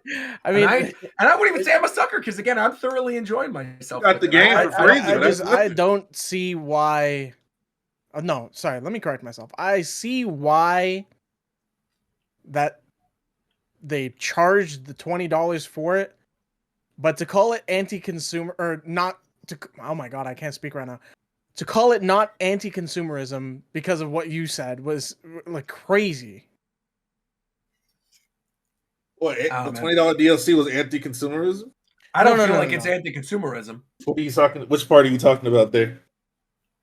Okay, now I'm confused because Roger, you were Right, saying I don't think the Donkey Kong DLC is like anti-consumerism. I think it's just they're charging. It might be a little overpriced, that's fine. But that like is decent for what you're getting for a DLC for most any other AAA third-party DLC pack thing, barring like the occasional like where they added the God of War roguelite mode with like Ragnarok. there's so that much was more free. DLC packs that offer more for less money. That doesn't mean it's anti-consumerism. No. Okay, but disregard the anti-consumer. It's just a little expensive. I mixed up something with what I thought Roger said, but either way, I don't think it's anti-consumerism. unfair. Anti-consumerism would be like no. Okay, ignore the Virtual Boy. Ignore that. I'm not making that point anymore. I'm saying it's not unfair to say that just because it's Donkey Kong, they're allowed to charge $20 for it. Because there's, again, tons of DLC that have been priced lower than that and have offered more content. Well, again, I mean, you could buy Silksong for the exact same price. You could literally buy the entire game of Silksong for the same price as the Donkey Kong DLC. And you should, instead of buying Donkey Kong. Fuck all that. Go get a whole new game. Go play Silksong. Or, Ain't that right, I would Tito? actually recommend, instead of buying Silksong, buy yourself Hades 2. Right, Tito? Yes, sir! Yes, sir! Just buy both of them. $50 for two. Actually, $50 for two good-ass games, bro. You could buy Hades 2 and Silksong, and it would still be less. That's value right there. It's still $30 That's less two than top-tier buying games the for Kirby 50 Forgotten bucks, bro. Land Switch 2 edition. That is true.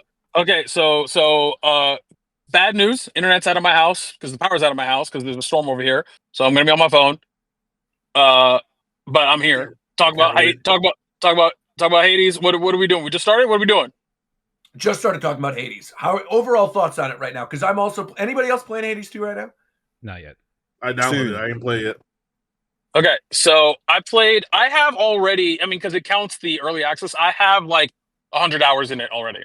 So, but in terms of new game, I completed a run today, actually. My first run completed today. Nice. I guess it's not a spoiler because it's in the fucking trailer that there are two different runs. So, right. Okay, so I completed the Underworld run today. I'm going to say this. I'm going to probably later regret it. I think this game is incredible. It's everything I wanted. Expedition 33 is still my game of the year. So, and the reason being is because if I did not play 100 hours of the pre-release, I probably wouldn't feel this way. But maybe because it was a new experience, maybe that's what it is. I don't know. But I don't really have anything negative to say. If you like Hades, it's just better. Like in almost every way it is. Yeah. In almost every way, it's just better Hades 1. And Hades 1 is already a 10 to me. Like, it's already... I think Hades 1 is the best roguelike. I think Hades 2 is better than Hades 1. Like, I really believe that. Like, production, voice acting, story. I love Millennium. I love her. I don't know how you feel about her versus Zag, Roger, in your play, but I love her. I love her so they're far. both I also, wonderful. They're both fantastic. I they're love both them both as main characters. But I also really like everything else. Like, again, I haven't done my first full run of the Underworld yet. I just got to Kronos today. So I literally just got to the first run today. But I obviously haven't completed it yet. I love the layout of the run this time around. Oh, like bro, the actual, it's so good. Having it where it's like, you know, your tutorial one where you're going against the witch, and then you have the one in the underground, like underwater area where you fight the sirens. That boss battle, by the way, is like top 10 boss battle of all time. The siren boss battle, I think, is it's fantastic. It's well so executed. Fun. The music is so good. The dialogue is really good. It's fantastic. I love really that there's not just one track for that fight. Yes, there's three. Multiple tracks. There's three. I was playing it right before we got started, and I was humming to myself like, I am gonna claw your eyes. That song is, and then obviously you get to the third area, which is all like the open, more like open environments where you can get don't spoil the boss of that, because that boss is actually really bad. I won't. That boss is also cool. And then obviously the Kronos portion is also great as well, with some of the stuff they do with time, and then having like the express runs. Overall, man, I'm really loving it. I feel like phenomenal. The dialogue between like the people at the camp as well, you know, with Nemesis and with Odysseus, all the stuff with the hot tub where you can go in the hot tub with them and like give them. Well, I haven't even done that yet. Like, I haven't. That stuff is so fun, man. Like, and the thing too is that because I put so much time, they basically mechanically, the game is very similar to what it was in the last version of early access. What they locked is almost entirely story, is what they locked. So the crazy part, at least for me, again, I didn't play in the last month or so, but when you beat the Underworld run, before you got the end, the thing that I got for beating Kronos the first time is not the thing I got today. I got a completely different thing today that, when I tell you, was infinitely better. Infinitely better, because it is I'm not even gonna spoil it, because Roger, you're gonna pop. I'm excited. You're gonna pop off. Like, it's gonna be crazy. The thing that I really want to highlight here in particular is that I love my favorite part of the game so far, other than it being mechanically, it plays like Hades, but it doesn't. But she doesn't play like Zagreus. It's a perfect blend of it. When you play it, like Shova is gonna pick it up whenever Shova you pick it up. You're gonna not have any trouble playing. It'll be like playing. It's like playing a fighting game character. Like, if you could play Ryu, and then I'm like, okay, cool. Here's that's Ryu. I'll go ahead and I'll give you Chun. You're like, okay, this is a little different, but like, you understand the fundamentals of how Street Fighter plays, and it feels very much similar to that. Where Millennium acts so different than Zagreus, but in a really refreshing way, because and her relationships with everyone around her is so different. I love all the redesigns of all the gods. I love them. Like, all of them are super good. And I love like some of the callbacks for the first game. This is not a spoiler crazy, because this is like optional text, and so I'm going to be vague, but there is one part. There's going to be a part in the game that I saw today, because I saw it. I played through this part in the early access, so it's not whatever. You're gonna meet an NPC that's gonna give you, or a god that's gonna give you a boon. Okay, whatever. They're gonna be a god that gave you a boon in the last game. When you pick a certain boon, they will say, and I quote, Zagreus's favorite. Because it is famously one of the most busted boons in the first game, and it's the speedrun boom that everybody picked. So it's little nods like that. The attention to detail is phenomenal. The character I'm design too. Like the I know you already mentioned bro, the redesigns, but I do feel like the art completely stepped it up in this one. bro, And Hecate is obviously nuts.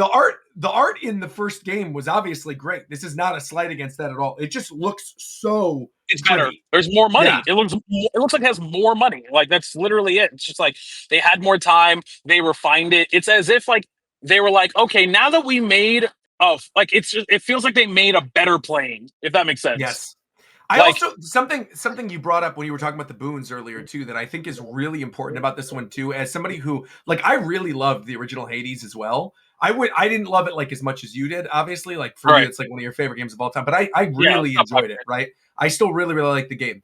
But I felt like the progression so far in Hades 2 in terms of feeling strong right away is great. Because I think that's a huge problem with these type of games a lot of the time is that when you play the first however many runs, you really do just feel super weak. And you're dying to things that normally you wouldn't die to, and you're dodging out of the way of stuff. But I feel like right from the get-go, if you have any muscle memory whatsoever with the original Hades, it comes back pretty quick. And I made it pretty far in my first run before I even died the first time. Well, it's funny that you mentioned that, Roger, because in one of like the interviews in the blogs, like they talked about how they were like the first so obviously in Hades 1 and in Hades 2, the first thing you do is start a run.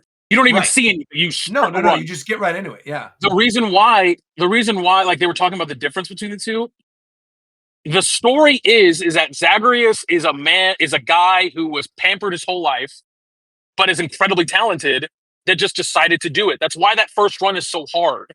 They designed the first run of Hades 2 to be a little easier because Malenoe is trained her whole life to be combat phase. Right. So it's a mechanical choice, but it's also a plot choice of like, no, like Zag is just he's just a guy who is nice at basketball naturally and could just put 12 on the fucking court whenever he wants. Malenoe is chucking up shots every night since she's been like 2 years old. Like you can tell that just from the way that the two characters like carry themselves, the Yes. dialogue they have, and the character exchanges. Like Zagreus is very kind of he has that charming snark to him. He's a fuckboy, bro. He is, but Malenoe carries herself with a sense of dignity. I would say. Yes. But it's like I think the thing that's critical about this, which is I think where they really succeeded with that character, is that Mel is very much that, right? She's carrying herself with dignity, has been training all this time, but she is genuinely funny. Like there are a lot of actually genuinely funny moments. She like isn't taking herself too seriously. This is not a situation like, oh, I'm so young and light. I don't care what anybody else ever says. Like she is still kind of like the goofy kid you meet in the little bit of the flashback towards the beginning of the game, where with her teacher, her friends, and like with Dora, and the dialogue is just really fun. Where she's got the respect for those other gods, but at the same time, she's like not afraid. She's still Zagreus every once in a while, right? Exactly. They're both bisexual icons. Yes. Right. Exactly. That's right. It's that thing. I literally brought Nemesis to the hot tub today. That was what I did today. So, it's someone. I was talking to someone about this today, and they personified it perfectly. Where they were like, "Well, Zag is the son of Hades, and Malenoe is the princess of the underworld." Like you could tell they carry themselves in that way. Where Zag is just like, "Yeah, my dad's Hades, so innately I'm just nice," but Malenoe is like, I have a station that is important and I'm important and my mission is important. There's like a gravitas to her that I find really, really charming. And I have been playing other stuff. Like, I don't know if anybody talked about the Monster Hunter stuff that dropped today. I started that. So I played it. I played through the fight. I died. But like, is that the Chocobo Omega stuff? Yeah, the Omega, it's phenomenal. But the reason why, like, I'm not trying to like burn through Hades 2 because A, it's one of the most replayable games you're ever gonna buy, and then B, it's like, no, like I can, like, it'll be there forever. Like I'm gonna enjoy every run, I'm gonna enjoy every interaction because now I'm at the point plot wise, or for the most part, I'm getting to the point now where they stopped at pre-access because they were like, "No, you're good. You don't get to see more plot. You can play as much as you want, but you don't get to see more plot now." Now I'm like, "Oh, today was the first day since the Hades 2 early access where I learned something new." And I was like, "Oh, I need to stop right now." Like I'm gonna relax. I'm gonna back off. The game is incredible.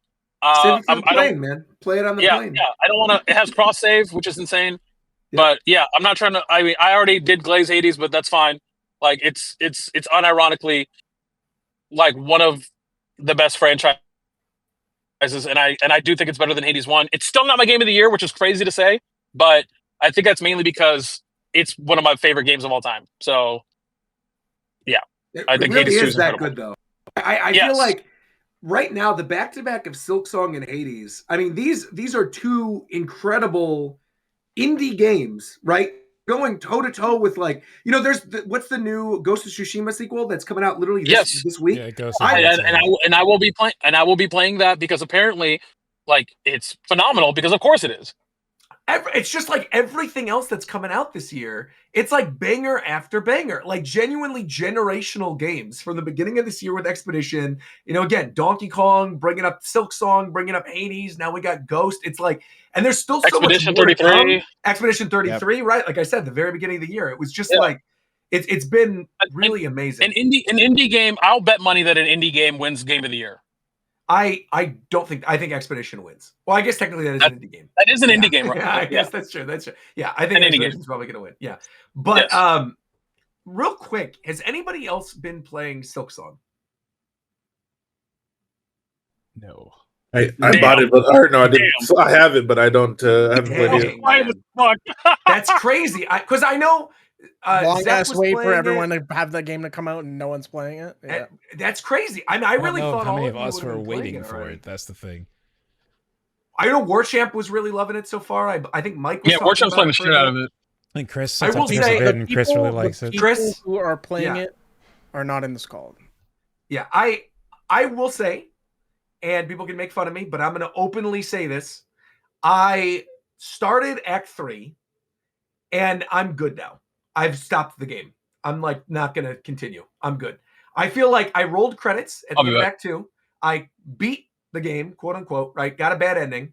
And without getting into exact story spoilers, I feel like Act 2 of Silksong is one of the best Metroidvanias I've ever played in my life. Like Act 2 specifically of that game is very well paced, very well done, allows you to explore without like forcing you to grind, without like any super annoying runbacks. It's just genuinely really, really good. And I feel like Act 1, I loved, but there were moments, especially going into that fight right before the end of Act 1 with the runbacks, that I was annoyed, not by the challenge, but by the platforming. And as somebody that has very openly been like, I'm not the biggest platformer fan in the world, but I love Metroidvanias, I feel like the platforming to me is the reason why I feel like I think I'm done with this game right now.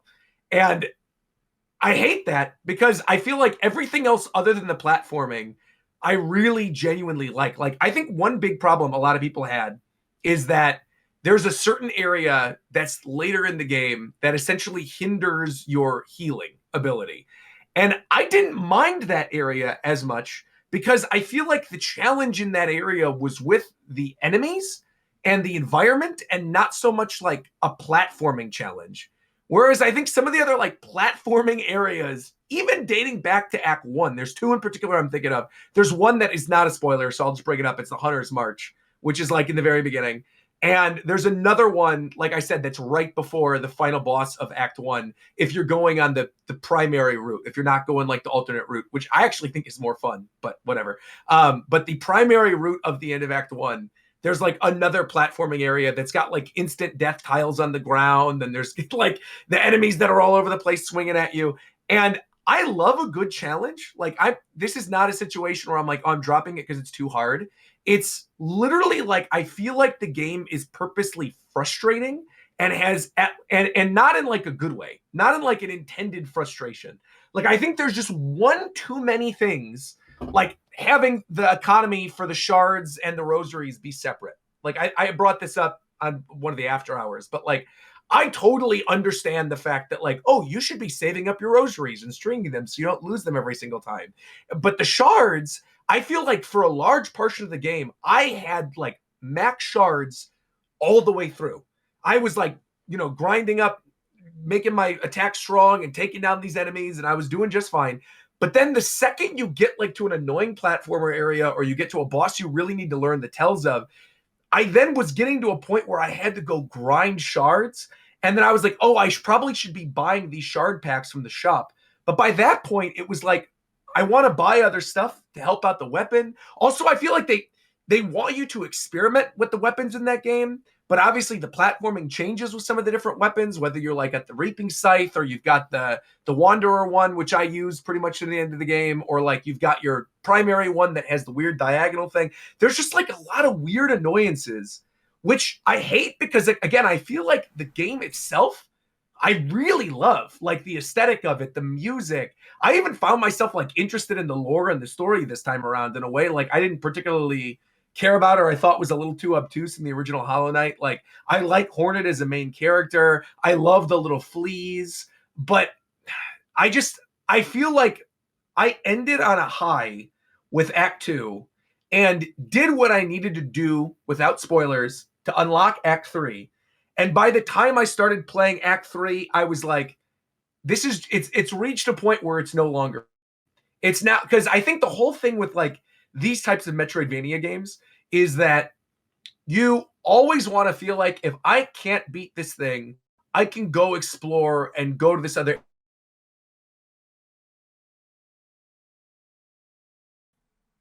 Hello? In Silksong. Oh. I think Discord Yes. cut out for a bit. Yeah. I was basically saying that like Act 2 of Silksong really excels in the sense of like you're going through, and if you're stuck at something, you can go back, explore a different part of the Citadel and get stronger, and it won't be frustrating. But there were, again, certain portions of Act 1 where like I literally couldn't explore anymore. I had done everything I possibly reasonably could do that wouldn't be impossible before getting to a certain point in Act 1. And when you can't explore anymore in a Metroidvania, it just becomes less fun to me. And that's when, like I said, I basically had to grind up shards to eventually be able to take down that boss. And thankfully, I didn't die to like the tell of that boss at the end of Act 1 for the very, very ending, because had I died to that, I probably would have dropped the game there. But Act 2, I think, is phenomenal. And I do think, like, if you are frustrated with Act 1 like I was, please stick with it, because Act 2 is really excellent. And then at the very least, like I said, you beat Act 2, you could say you've beaten the game. Do Act 3 if you want to do more lore stuff. But I think realistically, if you just want to have a good time, play to the end of Act 2. Because I do think like it wraps up in a very, very fun, exciting kind of way with some really great boss battles back to back. There's like 3 I'm thinking of in the Citadel that were like one right after another. And every single one of those bosses, I think, were some of my favorites in the entire game. So yeah, I really enjoyed Silksong, but the whole reason about your Silksong little thing. Yeah, go ahead. You brought up a lot that it wasn't because the game was too difficult. And for the amount of times you did bring it up, I think that might be the reason. No, it's not. It's not, because I think the difficulty of the bosses I like, right? Like I think the problem is needing to grind to learn the tells. I think like the rosaries, I totally get why that was a separate currency thing, and like they have the backup for that with the strings.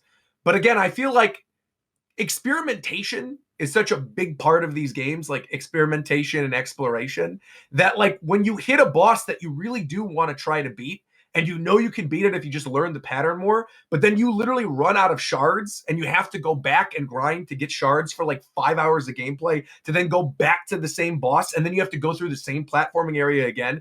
It's not that it's difficult, it's that it's a time waster, if that makes sense. Like it feels like it's difficult. It is difficult, but the challenge is not the thing that annoyed me. It was the fact that I felt like it wasn't respecting my time, which I think playing Hades 2 right now, which again, the whole game is you're playing things over and over and dying. It's meant to be challenging, and you're trying different runs. You're trying different things.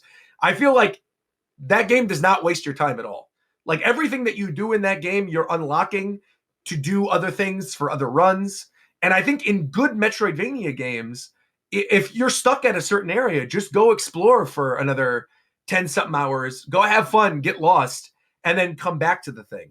But there are a couple stop gaps in Silksong that I feel like just could have been ironed out, where you really cannot reasonably go and explore and go do something else by that point in the game.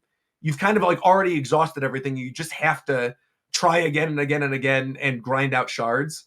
And that's, like I said, the thing that wasn't fun. Because the difficulty of the fights I thought was great. Like there's, again, all of those Act 2 fights I thought were fantastic. But that's it. Cool. I still really like it, though. I feel like with all the complaints, I wanted to be clear. I do really like the game.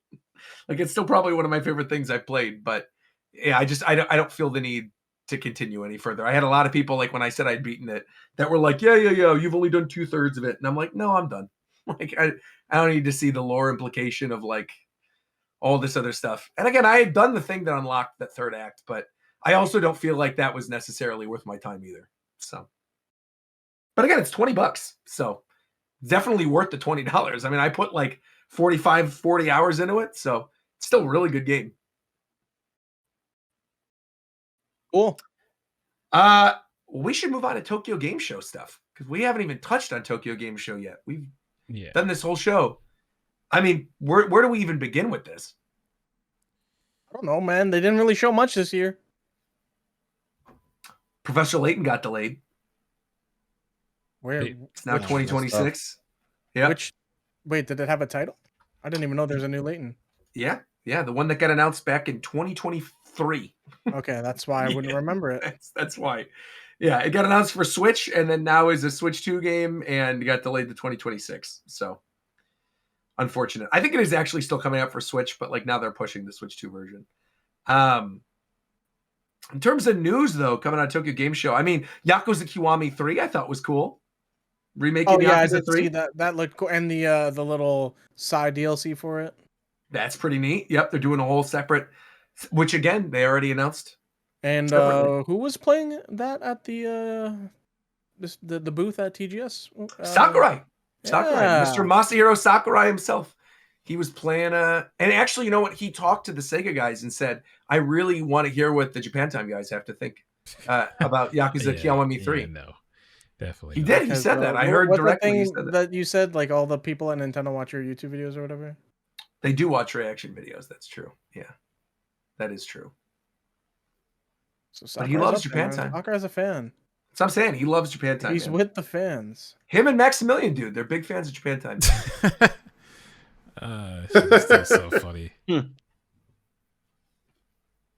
He was definitely referring to the dojo. Yes, yeah, for sure. Yeah, for sure. Yeah, I was like, no doubt about it when he was like, I miss Japan Time. Because then when you asked me that, you were like, wait a minute, did we come up with Japan Time? I'm like, well, we came up with it because of the dojo. It's like it wasn't a but I'm like, I'm pretty sure like you didn't like. It's just weird because like until I heard him say that, I didn't know people just called the dojo Japan Time. Yeah, of course. Yeah, that's why we called the show that. I didn't know that. I only knew a little bit of lore. So that was because there was a YouTube comment that pointed out that he said that. I was like, wait a minute, what? Then I went and looked through his stream and found it. Yeah, so when you get them on, Roger? Japan. When we go to Japan. What? Yeah, we're gonna get him on when we go to Japan. What? Maximilian. Oh no, I thought you meant Sakurai. Bro, and that especially is not happening. Why not? Bro, We'll get a translator on. You can't even post pictures with him. Like, no, this is not happening. I'll do it right now. I'll post a picture with him right now. It could be an audio only podcast. Yeah, well, it is an audio only podcast. Literally today, we have a picture and then our reactives. We're good. Any other news out of Tokyo Game Show you guys want to talk about? I honestly don't think anything from Tokyo Game Show came out, really. Yeah, I don't know anything like specific. I know Xbox had a show there. I didn't watch it, and I didn't hear anything particular from it, so I'm thinking not too much happened. One thing we can talk about is that they're raising the price of the Xbox, which I think they're trolling. That's pretty funny. Oh! Because I'm still not going to buy it. Yeah, fuck that. The EA buyout. I forgot about that. There's the news that EA is getting bought out for $55 billion fucking dollars. I don't play EA games anyway, And so it means nothing to me. They are going private, which is actually up in the air whether or not it's a good or bad thing. Because they make Battlefield and Sims and the sports games. And a lot of Star Wars games. A good chunk of Star Wars stuff as well, yeah. Oh. I haven't played any of the EA Star Wars stuff, I don't think. Oh, no, I played Battlefront. I played Battlefront. Battlefront was fun. But does anyone still play Battlefront? Yeah, a lot of people still play Battlefront. Really? There's a lot of mods for that shit that people, still play with. Huh. Listen, man, if there's a game that was heavily enjoyed by a large audience... Yeah, right. They fucking own BioWare. They do. Well. Yeah, Mass Effect. I didn't even... Yeah, that's right. I forgot about that. Also, Mass good night, Effect Viram. And, Viram heard EA. He said, I'm going to sleep. I don't care about this at all. Mass Effect and what's the other fucking game that I'm forgetting? Dragon Age. Yeah. Holy shit. Yeah, Mass Effect, Dragon Age. I don't care about those either. I love Dragon Age. And I love But Mass it could be a good turn or it could be a bad turn with them going private. We will see. The thing I heard, it's Saudi Arabia that's buying them out. Well, yeah, they're getting what it is. That's really, SNK too, isn't it? Yeah, they're SNK is owned by the same dude. So yeah, it's shitty that they got bought out by them, but like them going private means that they can, put a little bit more passion into their projects. They don't have to worry about investors and stuff like that. That is the hope, but But the only thing is that because of who bought them out, I'm pretty sure it's just going to be like a quick cash grab for them, and they're just going to get them to make some random shit. They're gonna. I think if anything, they'll probably try to boost Esports World Cup. So put a lot of money into FIFA and shit like that. Yeah, Battlefield probably too, to try to have a competitor. It's probably not gonna happen, but have a competitor like Call of Duty. But we won't know for quite a few years. Does Battlefield actually compete with Call of Duty though? The new one's been turning heads, so yeah, the new one has been really good. It's the past few have just not been good. It's most of the issue. 2042 is a step in the right direction. Also, this guy who bought EA, because I was hearing weird things about it, did this prince take out a loan to then buy the company and is now making EA responsible for paying off the loan? I don't even know if they need. Is that how I loan? Because I'm that sounds crazy. If that was the case, to be real, I don't think they need to take out loans. Yeah, that's the thing is they have money from oil. Switch even joke about Oilers. Yeah. That's literally the oil. They literally could just go over there and just buy it. That's why they can go around just buying things, because they have so much money. It's not a question of if you will sell. It's a question of what is your price.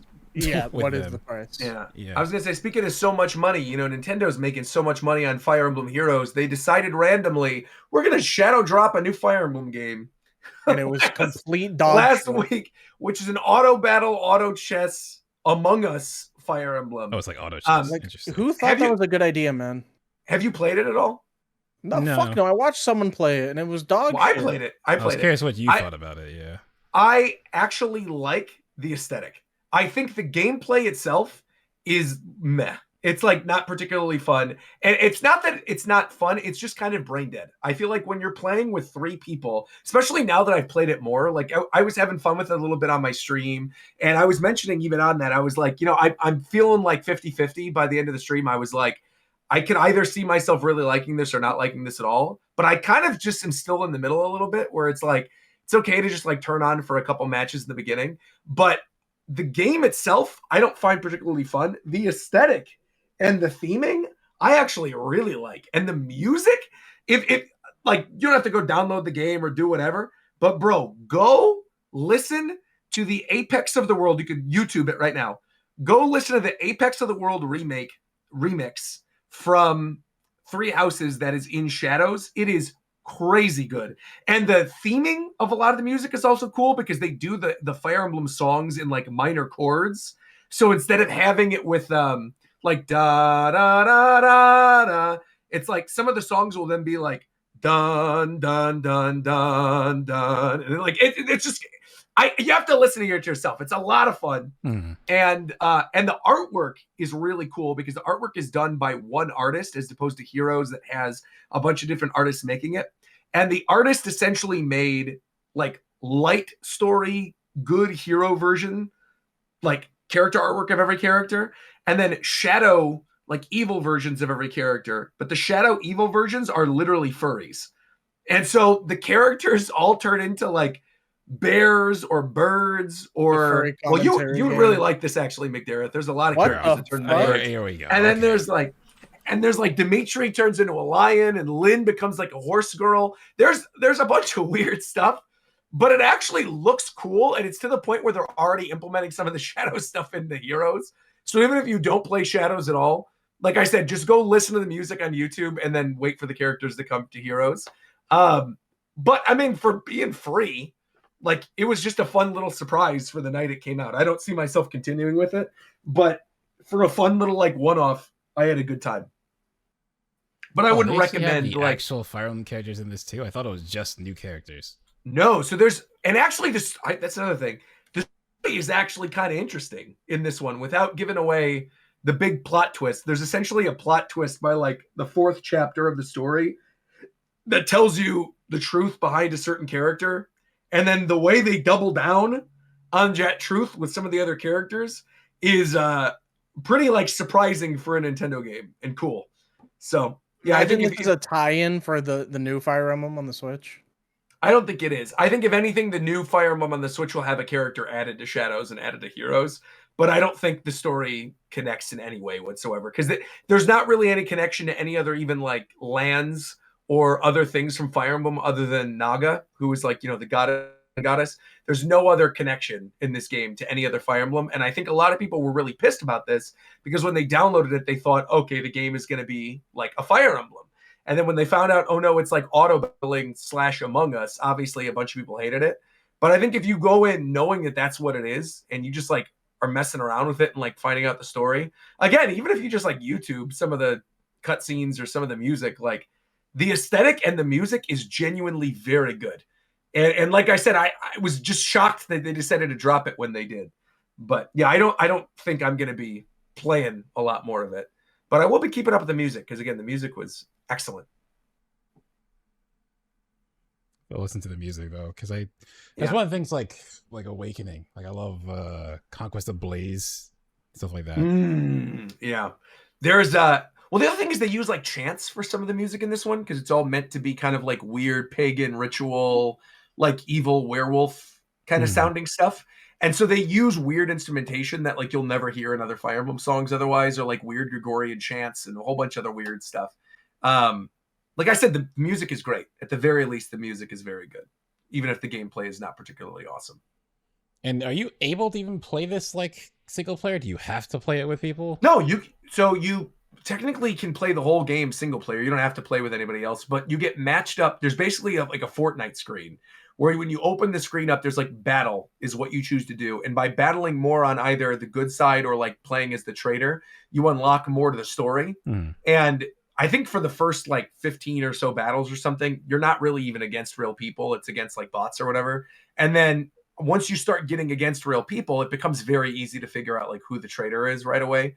Because usually the people by that point don't even know what they're doing and they're like clicking things and they're accidentally kind of giving themselves away. Yeah. But it's convoluted because it's auto attacking, right? And so if a character is not attacking, it doesn't necessarily mean they're the traitor. It just means the computer isn't having them attack in that moment. And that's where things are like just not good. It's like the computer needs to be adjusted in some way because otherwise it just becomes too easy to find out who the traitor is. And half the time they just straight up tell you. They're like, this person didn't attack. Maybe they're the bad guy. So. Yeah, I'm not playing that shit. Yeah. Listen to the music, though. I'm telling you. You'll get a kick out of the music. The music is really good. Yeah, music is real good. Anything else? Anything else you guys want to talk about before we wrap this sucker up? Oh, did I don't know if it happened No, I don't think it did 2 weeks ago. And I guess it is TGS related because I just remembered it now. Hideo Kojima stuff got revealed. That's right. That's right. There's a new anime based around Death Stranding that got announced. There was looks pretty cool. They showed off more of that OD game, his horror game. Looks fucking crazy amazing. good. Yeah, I'm not even a horror game person. I thought that looked good. Just the visuals, man. The animations. Yep, are like he insane. he's definitely producing at Kojima Productions, man. Yeah. Jordan, Oh, yeah. Jordan Peele is writing on that game too. So fun fact, that one that they're revealing is not the one he's involved in. Oh, he's working It's on either a different no, that's the game. Yeah, it wasn't OD, right? OD is apparently I could have this information incorrect. OD is gonna have multiple games that have like different directors for each iteration, like as if it's a fucking movie, like Kojima wants to make. So the first one I think is Kojima, or it might be Jordan, but then the next one is gonna have like other people involved with it, and like I don't like the best way I can explain it is literally like as if it's a movie trilogy, because I think he mentioned there's gonna be 3 OD games, that just all have different directors, which is interesting. That is interesting. Speaking of Jordan Peele, did you guys see the new movie? Apparently, it's fucking horrible. Oh, that's a shame. And it's not even his movie technically. He just produced it. He produced it, yeah. Well, Demon Slayer's been killing at the box office though. 2 weeks in a row, #1. I was talking to a friend. He was like, he also feels like, my friend slash coworker. He feels like that. It's unfortunate, and I feel the same way, that a lot of animes are ending with big movies. I mean, it's cool to get a big movie send off for an anime, but at the same time, it's like I kind of just want to watch this. Now I have to wait several years to watch this because it has to be a movie. And Demon Slayer's in 3 parts. Oh, that's how it ends? It's not like a side story? No, so basically, so the next 3 movies are literally the final arc of Demon Slayer. What? There's 3 more that's gonna come out? Yeah. So Three basically, total. 3 total. 3 total. No, 3 total. So basically, the Infinity Castle / Muzan fight arc, right, is the ending arc of Demon Slayer, and they're splitting it into 3 movies instead of doing seasons of the show, and they're releasing the movies in theaters. Trash. Yeah, But what they're probably gonna do is, I bet you they're gonna split up the movies as seasons, kind of what they did with Mugen Train. Yeah, they'll Mugen Train was eventually technically put a them out. season. But they'll probably this, put you it out could feel as a like season. this was a movie. Like Mugen Train was, hey, here's a season of the anime. We're just gonna make it a movie. Yeah, right. But this feels like, oh, this is a movie. Yeah. Which That at least was good, that's man. good. But it's like there's that. At least the Attack on Titan one they released online, so we could just watch it. Fucking Overlord's next season is a movie that I'm still waiting for. Like it's just like, I just want to watch the show sometime, not to go watch a movie. Yeah. Haikyuu is ending with like 2 movies. It's the same thing with games. When something in your field does an innovative task that changes the landscape and like just makes so much money that people just have to follow suit because, investors want that money. But I'm gonna be so for real. If One Piece, we get to the final arc of One Piece, and they decide instead of doing it as the anime to do it as a full-on like film, I would be thrilled. I would much rather have that than have to wait week after week after week for like the final arc, whatever we end up getting there. Like if they end up doing a movie for the final war arc, I would be cool with that. Yeah, you go to the movie theater and people are throwing meat in the air. But no one's gonna do that. I got my AMC A list. What do you think I am? I'm not broke. I go to my private screenings. What are you talking about? Yo, And why? You're gonna join me. You're gonna join me. Flexed on me for no reason. I'm not flexing on you. You can come join me What? whenever, man. Come to AMC. I got you. Tickets You on me, said bro. I'm Popcorn. not doing. Yo, You know I what I'm got gonna you. do? You know what I'm gonna do? I'm going to go through every episode this year and see how many times Roger flexed like that. Not the flex compilation. I'm gonna. He flexed see how earlier many too on times he McDared. flexed. He did. He said, He said, yeah, I got the game 2 weeks early. I thought everybody did. My bad. Yeah, literally, he's texting me like, "Hey, you got Crossroads?" I'm like, "Wait, what are you talking about?" like what? No, but I got you, Shofu. If you ever want to go see a movie, you just hit me up. Let me know. We still got to go to the One Piece Cafe. Let's go, bro. I'm ready. We got to go. We got to get your passport first. We get your passport, then we'll go. I'm to the One trying, Piece Cafe. We'll celebrate once you get your passport. Then we'll go to the One Piece Cafe. And then we'll go to Japan. Yeah. That'll be good. The other thing I want to say on the Demon Slayer Yes. movie, why I brought up that story is because I went and looked. Spirited Away, because like Spirited Away for a long time was #1. like the best-selling anime thing ever. I think it still technically is in the worldwide box office. The new Demon Slayer movie is already number like 2 or 3. I think it's 3. So actually, yeah, and actually, Spirited Away wasn't. Spirited Away was beaten by the previous record holder for an anime opening was Pokemon the first movie back in 1999 not opening, or 2000 though. or like, something. It's not just opening, but like total sales. Oh, you mean box office total? Yeah, like box office total yes. sales. Yeah, like Spirited Away has been like the king for forever. Yeah, right. I think that Chinese anime actually might. Probably. Yeah, probably. Well, Neja 2 or whatever is like the multi-billion-dollar movie that came out earlier this year. Right. That's number 1 by like a large margin. But the fact that Demon Slayer, when you're looking at like the top box office grossing worldwide, is going to end up in the top 10 over a lot of other stuff. Like it literally, it was like the amazing, second week it was out, it was already like, near the top. Like it's insane. Yeah. Like the fact that it is already, as of this recording, it has already beaten worldwide Thunderbolts, Sinners, Fantastic Four, and Mission Impossible, and Superman. Demon Slayer. The new movie. Literally the only movies it has not passed yet worldwide this year are F1, How to Train Your Dragon, Jurassic World, Minecraft, Lilo and Stitch, and Neja. Yeah, F1 made a lot of money overseas. Yeah. But it's literally Demon Slayer's already beaten Superman, Mission Impossible, Fantastic Four, Thunderbolts, and Captain America, and Sinners, and Snow White. All of them. Yeah. Yeah, Demon Slayer's got that money, man. It's like the money and it's just ufotable. Like that studio is like one of the best studios, period. They make such good stuff. So if you put them on a project and give them a budget, they will do it. I've been saying I got crucified by people for saying this, but I don't care. I stand by it. Let them crucify me. It's fine. It had $50. Oh, from Chaos King. Coming through with another $50. Send it over to Family Mart donation for Shofu's passport. Thank you very much. Appreciate that. Nakama. Thank you. No, what I was going to say on the topic of... Never mind. No, go. I lost my train of thought. What was I just saying? I don't know. What the fuck is that sound, bro? I was making a point. Wait, I forgot because then I read the thing out and I lost my point. What was my point that I was were saying? Oh, you're saying okay. You say you're being crucified for something. I just mentioned you. Yes. Oh, that's right. Right. So yeah, that's why. Okay. So, I'm not going to say what I thought I was going to say. No, what I was going to say was that no, it's okay.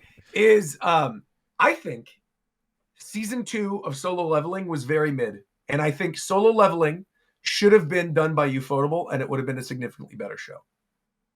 I think Solo Leveling should give its Anime of the Year award to its rightful owner, Free Ren. That's what I think. I agree with that as well. Free Ren also is very good. I feel like totally agree. And Free Ren's better. Another work conversation actually of someone who's just starting to watch Free Ren. It's like, yeah, I feel like a lot of people aren't going to watch this because it has all these slow moments, while Solo Leveling was just a bunch of action. So people are much more into that.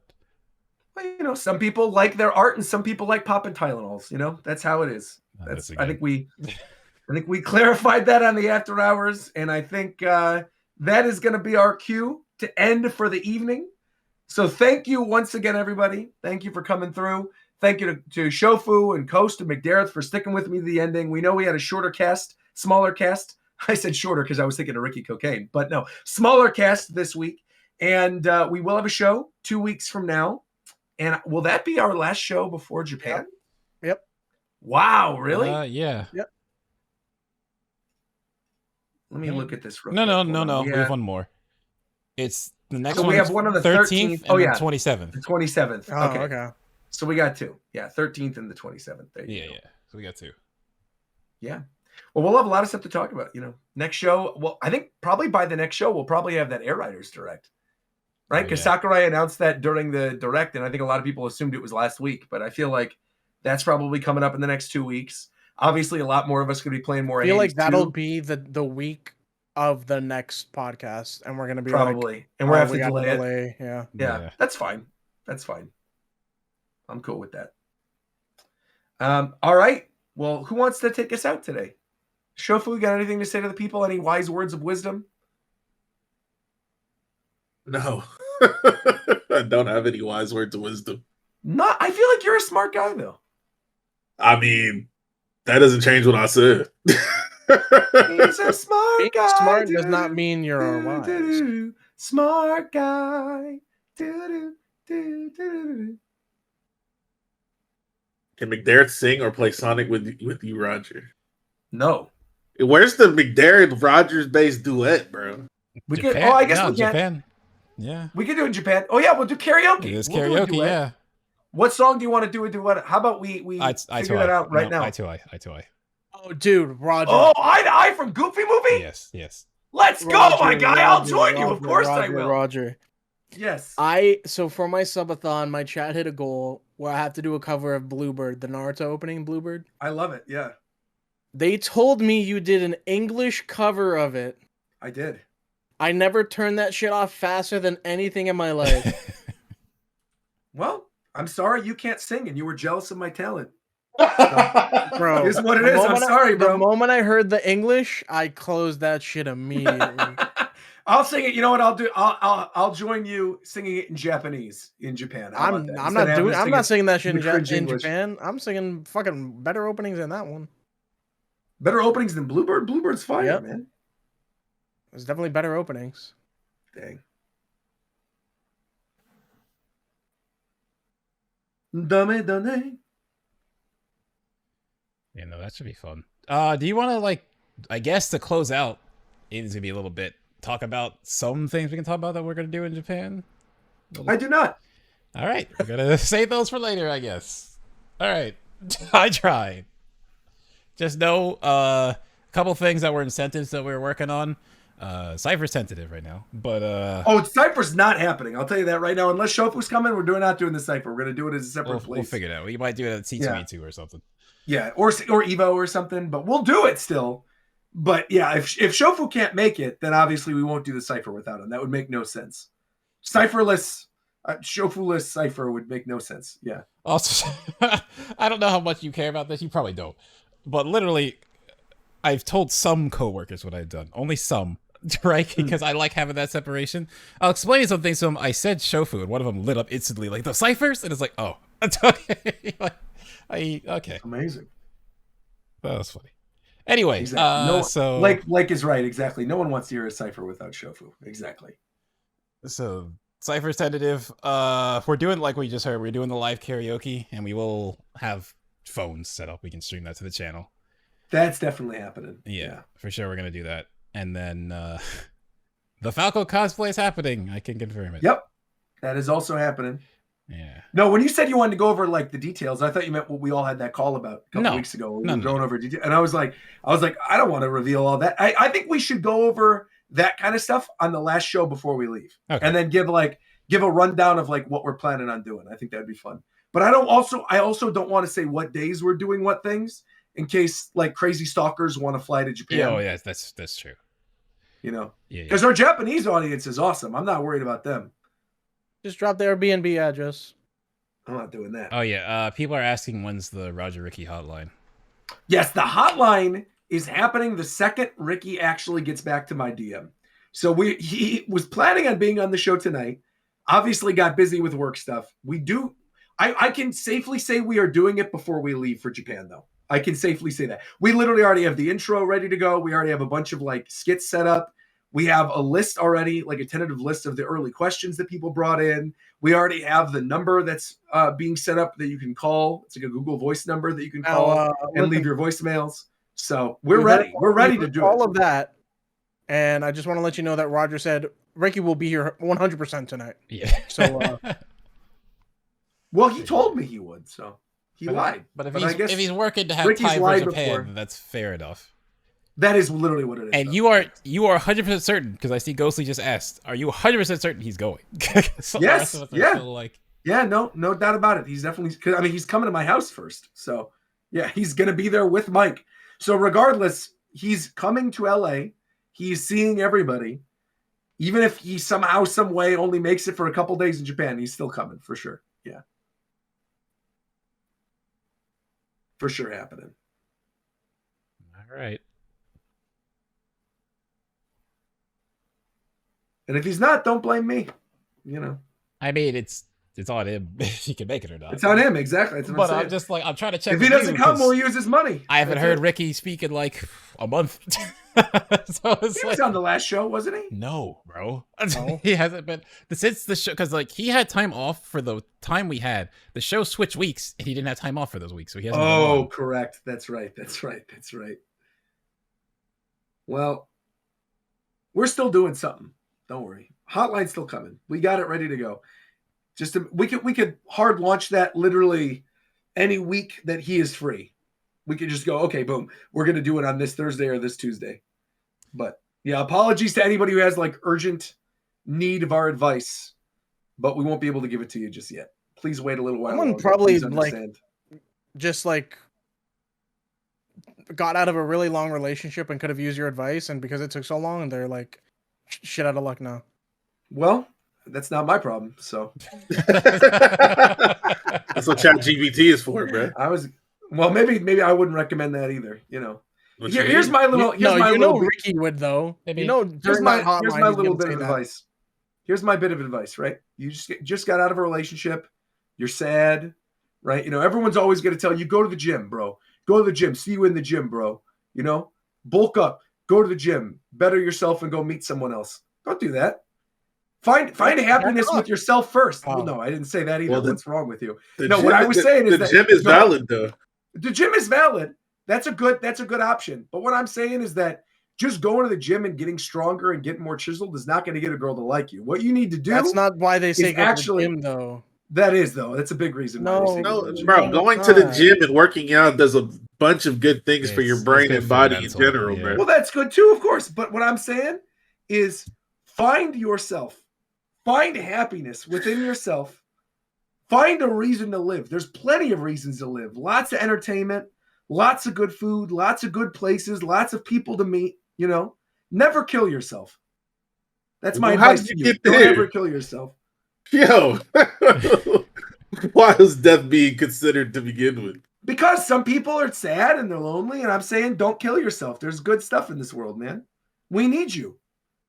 We Roger love really we wants don't that love membership. we man. don't love all of you. We don't love all of you, but we like those. Actually, this is a fun segue. You know the never mind. Go. You already brought it up. Go, man. There's billboards. No, I can't. No. All right, I will. All right. There's billboards there's billboards all over LA that say like you're never a bother. Have you seen these, Shofu? No. With like the little flower on it. There's like the flower with like the sad guy, and it says like you're never a bother. Here's like the suicide hotline, whatever. Never Have you seen it. those? Anyway, there's those posters are all over LA. And we were coming back from dinner, and Reagan and I were walking back, just going back to the apartment, and I saw the poster. I didn't see what it was for. I just saw where it said, "You're never a bother." Like, I'm always here to listen or something. And I saw the little flower, and I was like, that is not true. Some people are definitely a bother. And then I saw it was for a suicide hotline, and I felt really bad. But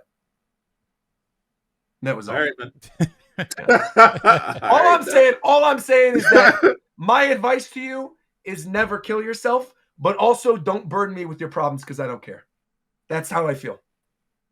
So what the fuck are we doing the hotline for? Well, the hotline, I'm giving them problems. That's the whole point.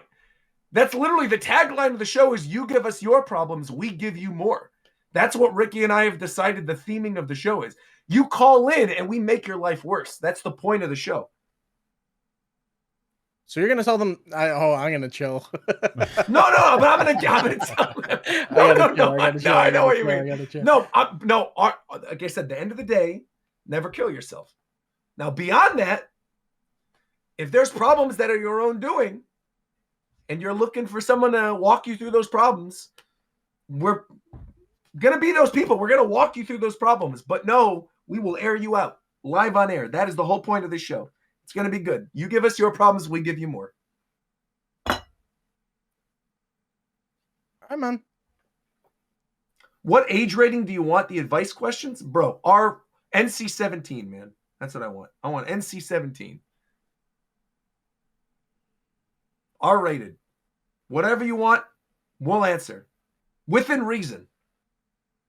Like if you did some really, really bad thing, you know, Maybe go call that hotline. Not our hotline, the other one I brought up, you know. So how unchained will you be then? Extremely. Both of us. It's extremely unchained. Yeah. That's the point of the show. Nothing is off limits. Ricky will be giving you, you know, insight into his techniques, you know, with his day job, his other day job, you know. It's going to be good. It's going to be good. I think you guys are in for a good time. We've been planning stuff for a while in the background. We've been writing up songs. We've been putting together ideas for segments. It's going to be good. Yeah. Like smearing poop on a car? Exactly, right. Like smearing poop on a Oh, car. okay. Exactly. So here, Roger, since there's like, you want a way to end, you could tell the other story because you didn't tell the other one. Where I threw the poop in the lady's car? Yes. Yeah. I mean, that's the story. The story is that there was a rude lady who had her back window down in her car, who yelled at Obi. Obi was being very friendly and nice, and she was being kind of bitchy. And so when she wasn't looking, I picked up Obi's poop, I wrapped it up in the bag, and I threw the bag in the back window of her car.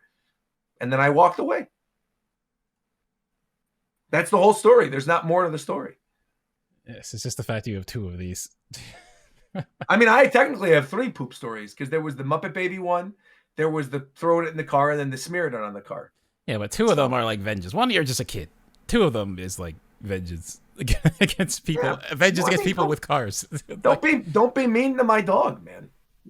I'm sorry. Like your car can take it. Take it into, you know, you'll think next time before you say something rude to me. That's it. No follow-up from the lady? No, she discovered it, I think, when she got home because she was walking into the park when she did it because we were at the park. And so literally the back 2 windows in her car, the windows were down. So first off, you're an idiot for leaving your car windows down in the middle of LA, stupid. What are you doing in the first place, dummy? You threw it in her car? That's what I'm saying. Yeah, I picked up the poop. God, I picked up Obi's poop. I wrapped it in the bag and I threw it in the back of her car. And so it sat there in the hot sun for, I'm assuming, a while, you know. She didn't say anything. I didn't see her afterwards. I never saw her again. She never came back to my local park, and that's good. I never want to see her again. That's good. Never get on Roger's bad side. Don't do it. Never be in the vicinity of Roger where there's also poop as well. Just don't do that. Just don't do it, man. What did you guys call me when we were at Reagan's parents' house? The poop perpetrator or something? What was the poop perpetrator or something? It was funny. What if the lady calls to the tip line? Well,